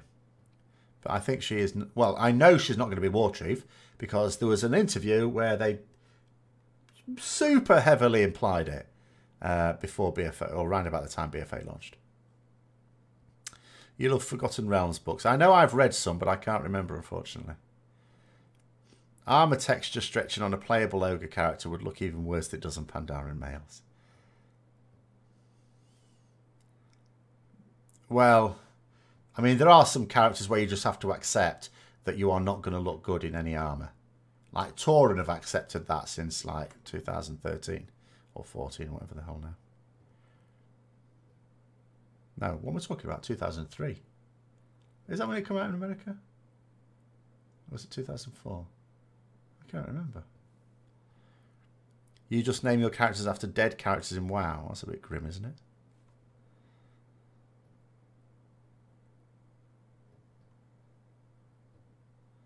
Nothing beats Hitchhiker's Guide to the Galaxy. No, I don't think it would make a great MMO. I mean, Hitchhiker's Guide to the Galaxy is the only book I've ever read that made me actually laugh out loud. I've found books amusing, but I've never actually lost control and laughed reading a book until I read that with the multiple me murderer. Do I think Anduin will ever do anything distasteful or evil in the Alliances? No. I think he is Mr. Goody Two-Shoes, Mr. Perfect. He's going to be leading the Alliance of the Light, the Army of the Light, sorry. I mean, okay, it's not super officially canon, but, you know, they haven't as yet done anything to dispel the notion that Velen's prophecy will be a thing. So, no, I don't think they would ever do that. I think he's Mr. Perfect, whiter than white. At BlizzCon Q&A, they hinted strongly that Sylvanas won't be Warchief for longer. They said that months ago. You know, months ago. What happened was, basically, and I think the reason this didn't get out a lot is because it wasn't senior developers. It was, or at least it wasn't very well-known developers. But a couple of developers did an interview, and where they talked about the Horde quite a lot. And what they said was that they said that a new Horde was emerging, and that Sylvanas and Sourfang both represented different aspects of the old Horde. Now, there is only one way to interpret that. The Horde is going to change its nature. There's going to be someone else in charge of the Horde at the end of BFA, and it is not going to be Sylvanas, and it is not going to be Sourfang. Maybe Thrall is coming back. Who knows? They don't seem to be building anyone else up for it, I have to say. Maybe it'll be Princess Talanji. Ah. Doesn't have to be from one of the older races. Although I doubt she would leave Zandalar to sit in a mud hut in Orgrimmar. Anyway, let's have a look. King Killer Chronicles, very good reading, as well as the Mistborn series and the Black Company. The Black Company, I think I've read a bit of.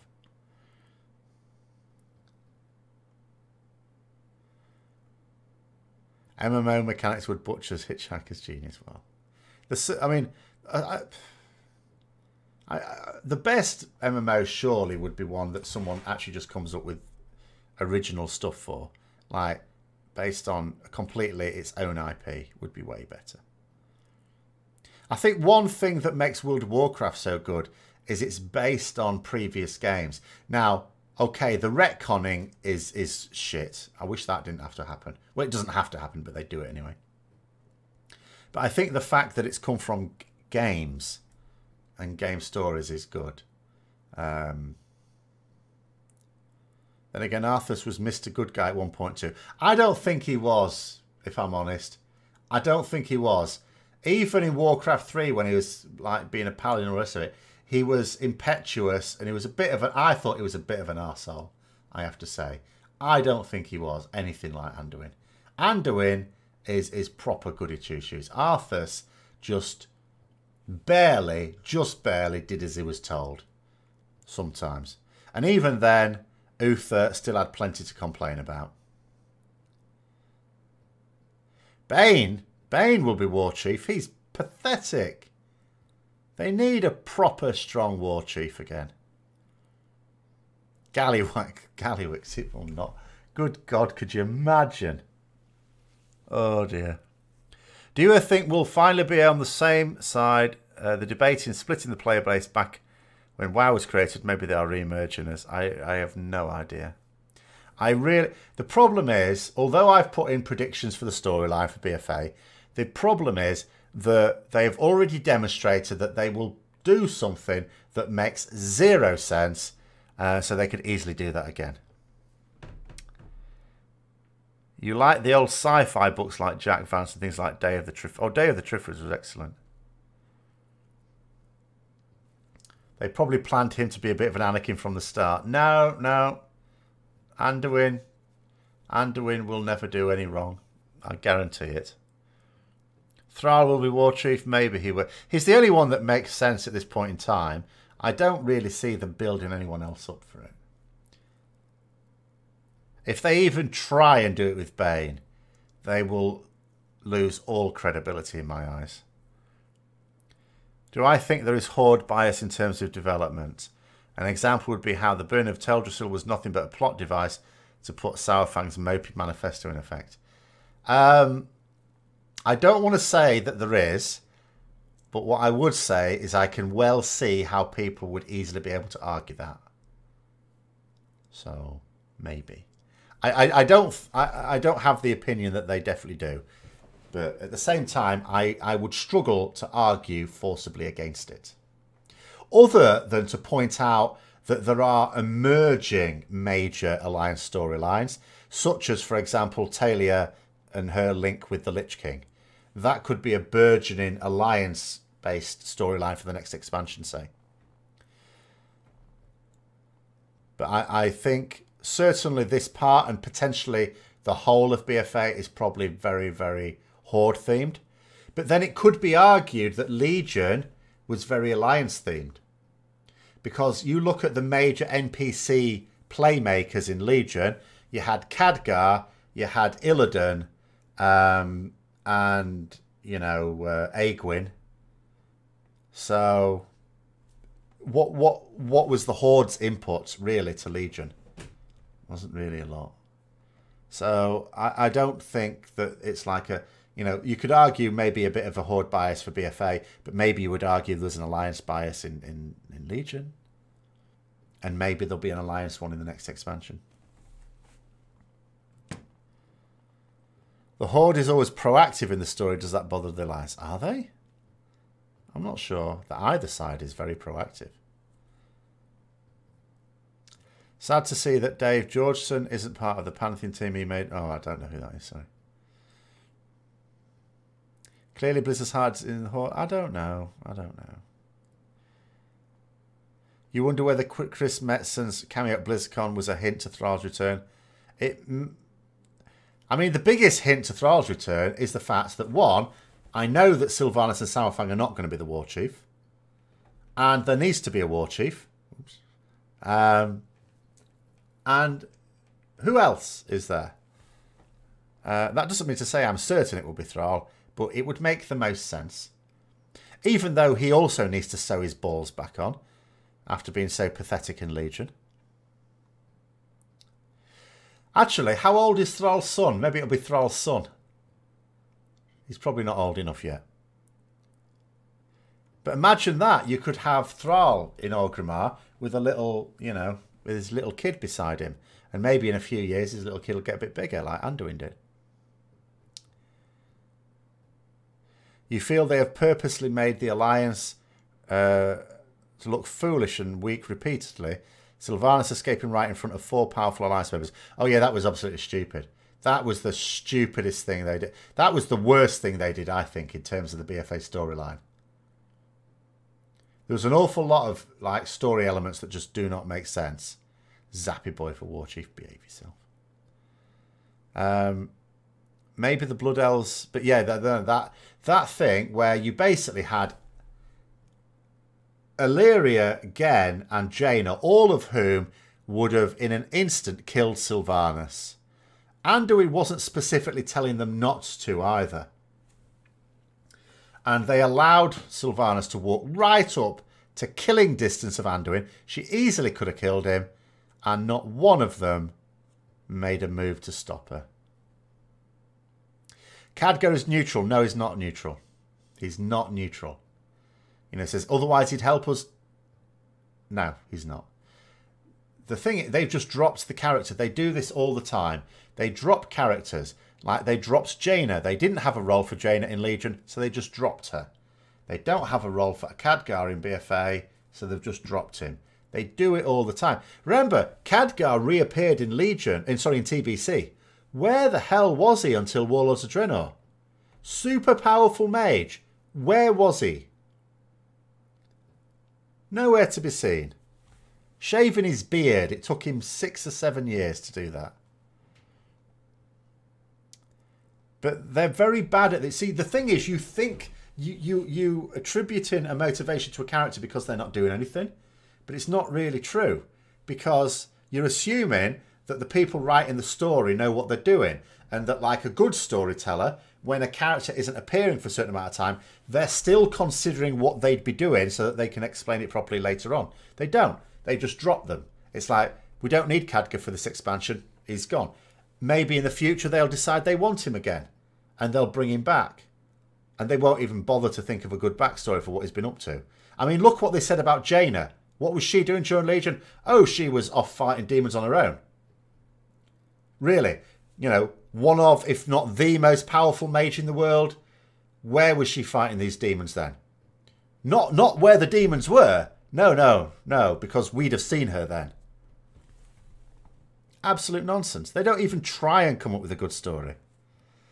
Anyway, Talia will become the new Queen of Stormwind. Well, the problem is then they'd have to admit that that prophecy of Velen is untrue, because Anduin lives to a ripe old age in that version. But of course, she could become queen by marrying Anduin.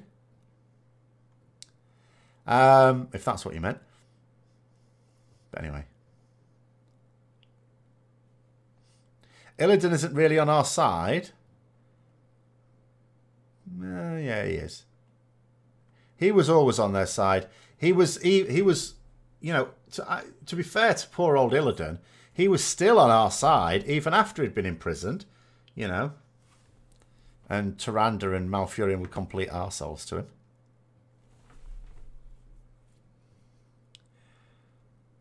Khadgar took Rathian's place. Yes, he did for 2 expansions. And then they've dropped him again because they don't need that anymore.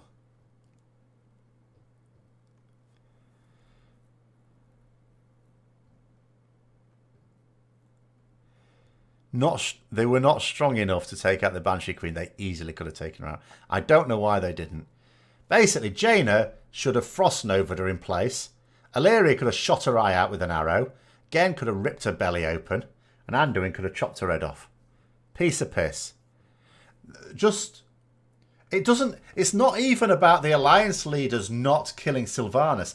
Sylvanas was also a bonehead. She put herself into a position where she deliberately... And I know she was stalling for time. I know that was the official line. But she put herself into a position where she was up against 4 people, any one of whom would have had a decent chance of killing her. All 4 of whom would have easily dispatched her. And she still stood there, taking the piss.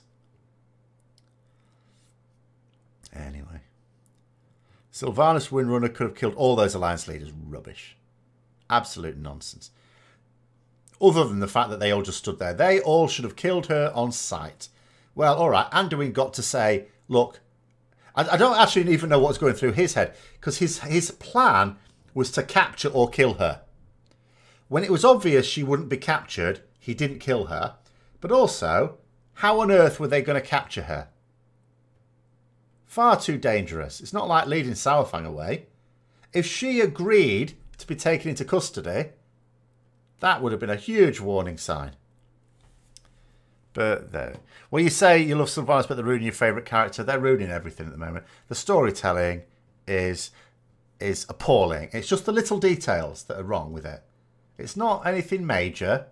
It's just the little details. But it's the little details that just make no sense, that just spoil the whole thing. Anduin shackles her. She's a banshee. She just turns into a banshee form where she's basically ethereal. Not locking her up. The only way you're locking her up is with one of them green amber crystal cages that they put Illidan in. And even then, I'm not sure if it'd work or not. What happens when you try and write a story by dozens of over-enthusiastic game developers, not novelists? Well, this is actually exactly it as well, yes. There's too many people interfering in it. You know, they should just give it to one person to write. It doesn't take more than one person anyway. If you think about the work rate of actual authors who just sell books, the amount of story in World of Warcraft is not too much for one decent author. They could easily have one author writing all the stories. It's not difficult. Anyway, BFA itself makes no sense. We have this super rare Azerite that makes mortals into near gods, yet it's everywhere and being used as common gunpowder. Ah, but it's only making us into gods because we've got our special neck, which is a gift from Azeroth. For everyone else, gunpowder is probably the best use for it, to be fair. At least we don't have Fallout 4 76 levels of storytelling. Is that not good? Don't play Fallout. It could have used exorcism since it's a guaranteed crit on the undead. It doesn't do that anymore, though, does it? We don't have exorcism anymore. It's bullshit. And also, he wouldn't have it anyway, because he's apparently not a paladin. He's a priest. Shackle undead, yes, that could work. But Jaina could have frost-novaed her. I mean, I'm sure that would work as well. The thing is that you have to do a certain amount of damage before a frost nova will break, whereas any damage will break a shackle undead, won't it?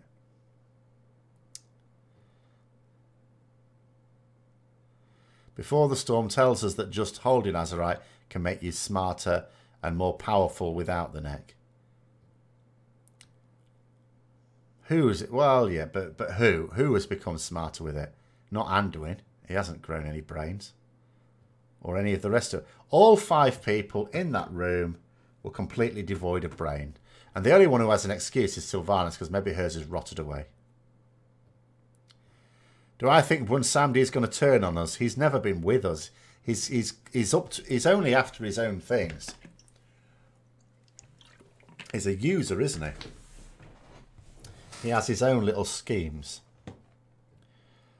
But, I mean, you could argue he's already going to turn on us because of the affix we're talking about when 8.1.5 comes out. And they change the Mythic Plus 10 affix. You know, isn't that Bwonsamdi turning on us? Raising up the things we've killed and sending them back after us. It's not even a very Bwonsamdi-like thing to do, isn't he? Just wanting to harvest the souls.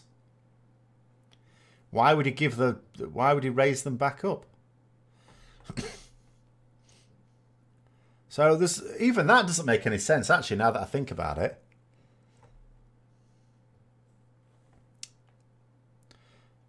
Lore NPCs don't have class abilities. Why Tyrion couldn't just bubble heart. Now, he did that because he was an idiot.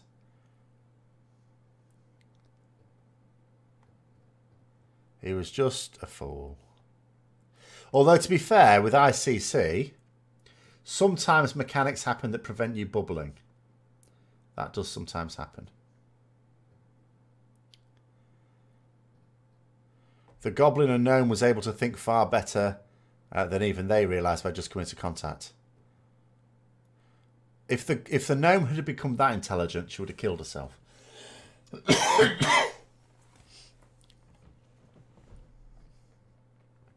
Bwonsamdi may be a boss in a raid in the next expansion. Maybe even this expansion. We don't know what the raid is going to be based on in 8.3. Could be this expansion. At the same time, he's a fairly important character as well. So I don't think we'd ever openly fight him. but you never know. The battle for Dazar'alor. The thing with that is, though, that he was doing it for a price. He's a mercenary. You say that so he can wipe 5-man pugs and claim further souls, but you've got to remember, us as the player characters are gathering souls for him. So it's in his interest that we kill more people. You're still putting your money on full Void expansion. I am putting my money on the Old Gods being finished this expansion, and it being Potato People stroke Lich King based expansion next time. And maybe more Void stuff in the future. Obviously, killing the Old Gods doesn't finish off the Void threat. It just... I still can't help but think, though, they're accelerating towards Azeroth the Titan waking up. I just can't help but feel we're moving very quickly towards that.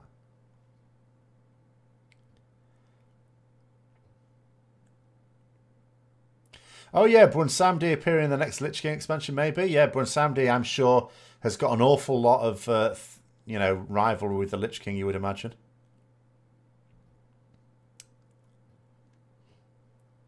Why not undead potato people? Well, they could be, yes.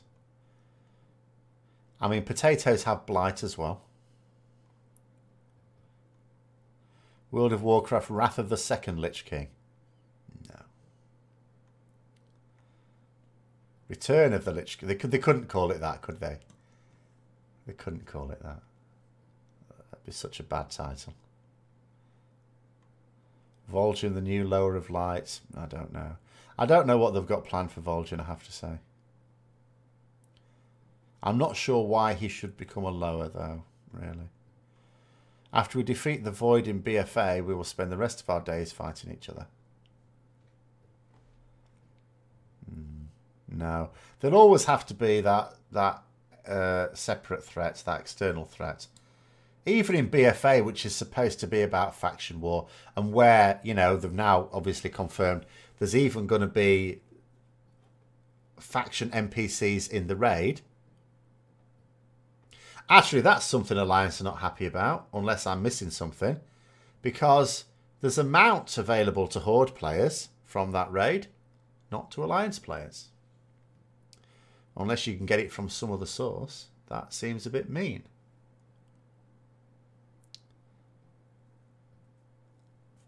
Who's going to be the Lich King after Bolvar? There might not be another Lich King. Bolvar may remain the Lich King. What, Talia the Lich Queen? Wouldn't that be a bit awkward? Like if she'd already married Anduin by then, she'd be the Lich Queen of Stormwind. That would be a bit complicated.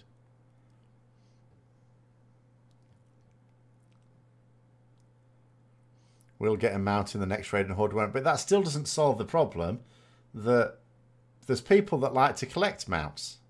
You're basically saying they can't have it. Illyria will snap and disappear to get reinforcements. Oh, no, no. Illyria is bound to have a major storyline in BFA. She has to, because, you know, this whole Void Elf thing was devised in... It had no part to play in the Legion, even though they put it in Legion. That was just sowing the seeds. It had no part to play in the Legion storyline. It has to be in preparation for something in BFA. 100%. Illyria is 100% involved in a major storyline in BFA at some point.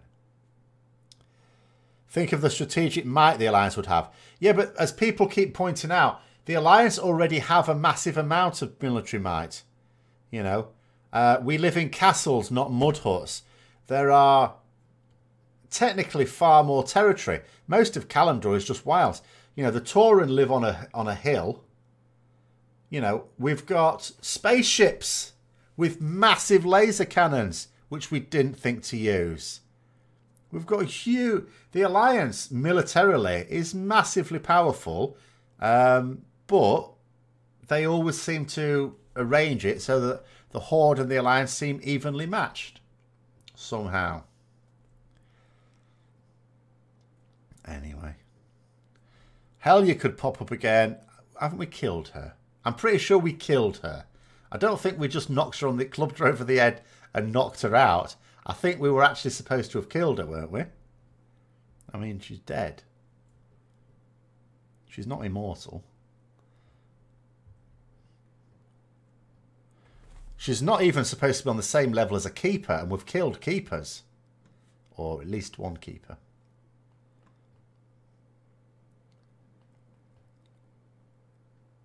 From your understanding, both factions swap at a certain point of the raid and play as the opposite faction so that both fight 9 bosses. And Alliance and Horde will both fight Jaina. Okay. I still don't fully get that raid thing because I don't see how that makes any sense. In which case, okay, then it probably works out. Even though it means Alliance players have to fight against Jaina. Like, just seems shit.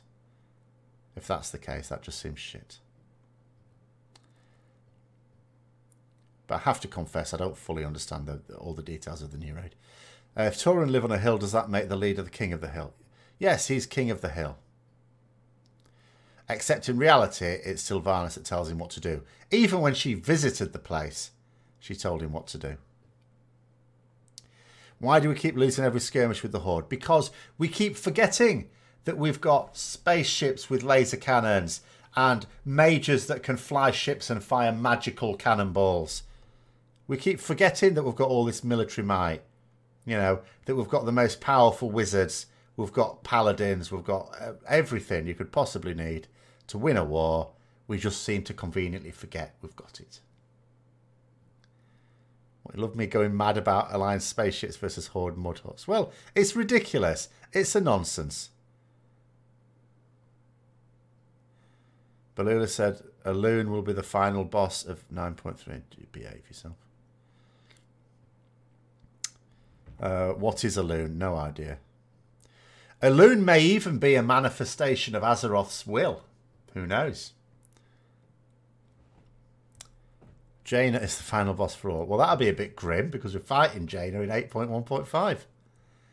We know that we're fighting Ashara after that. Undead can always fight, no need to sleep or eat, so what army is better than Hordes? Yeah, but they're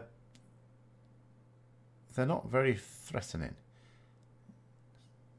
I mean, they smell and they use chemical weapons, but beyond that, undead, you just chop the head off and they're done like anyone else.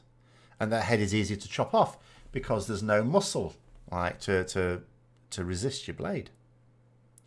You could knock it off with a hammer. We have the military tech, but not the numbers to man the tech. I'm pretty sure we should have the numbers because if you look at the continents, Eastern Kingdoms, almost every zone is populated by Alliance, as in major settlements. Kalimdor, which is now the Horde continent, actually very few, relatively speaking, of the zones are populated by major settlements of Horde. So it's cities against, like, villagers. I really don't see why the Horde, even though they're called the Horde, should even really outnumber the Alliance. I really don't see it. If the Horde can go to alternate Draenor to get Magor Orcs on their side, why can't we go to alternate reality Azeroth to get Varian back as our... Oh, that's complicated, isn't it? Hang on a minute. No, because that's our Varian that was there. Hang on.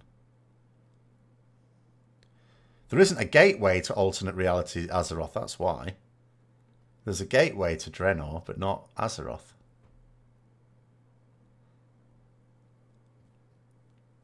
The funny part about the raid is gnomes actually get development for the first time in the game. Only the Horde sees... yeah, well, exactly. We're going to kill them, basically. That's our job. We're going to kill gnomes. Finally, being Horde's going to pay off. Can paladins raise Lightforged undead? I don't see why not. We'll say yes. The worst was Talanji and Zul in a 4-man group, surrounded in Stormwind by Jaina and Gain, every soldier in Stormwind, but somehow the 4-man group light fire to everything and escaped. Yes. Well, I mean, again, it was just the storyline wasn't brilliant. Because really, although Zul was going, oh, Do you want to do a bit of firefighting instead of killing us? What she actually could have done was to have killed us all and then gone and done the firefighting. Surely it wouldn't have taken more than a few seconds to kill us. The unfortunate thing about civilized societies, they reproduce in rates significantly lower than savages. I'm not sure that's really true in World of Warcraft. I mean, where do they put them all? If the Horde is reproducing like rabbits, where are they putting them all? I'll tell you another thing. You hardly ever see Horde children as well. You see Alliance children. Plenty of Alliance NPC children. Don't tend to see many Horde ones. Where was their variant? There is an alternate Azeroth. It's just that there's no portal to it. There was no portal from alternate Draenor to alternate Azeroth. The portal was from alternate Draenor to us. Our Azeroth, where variant's dead.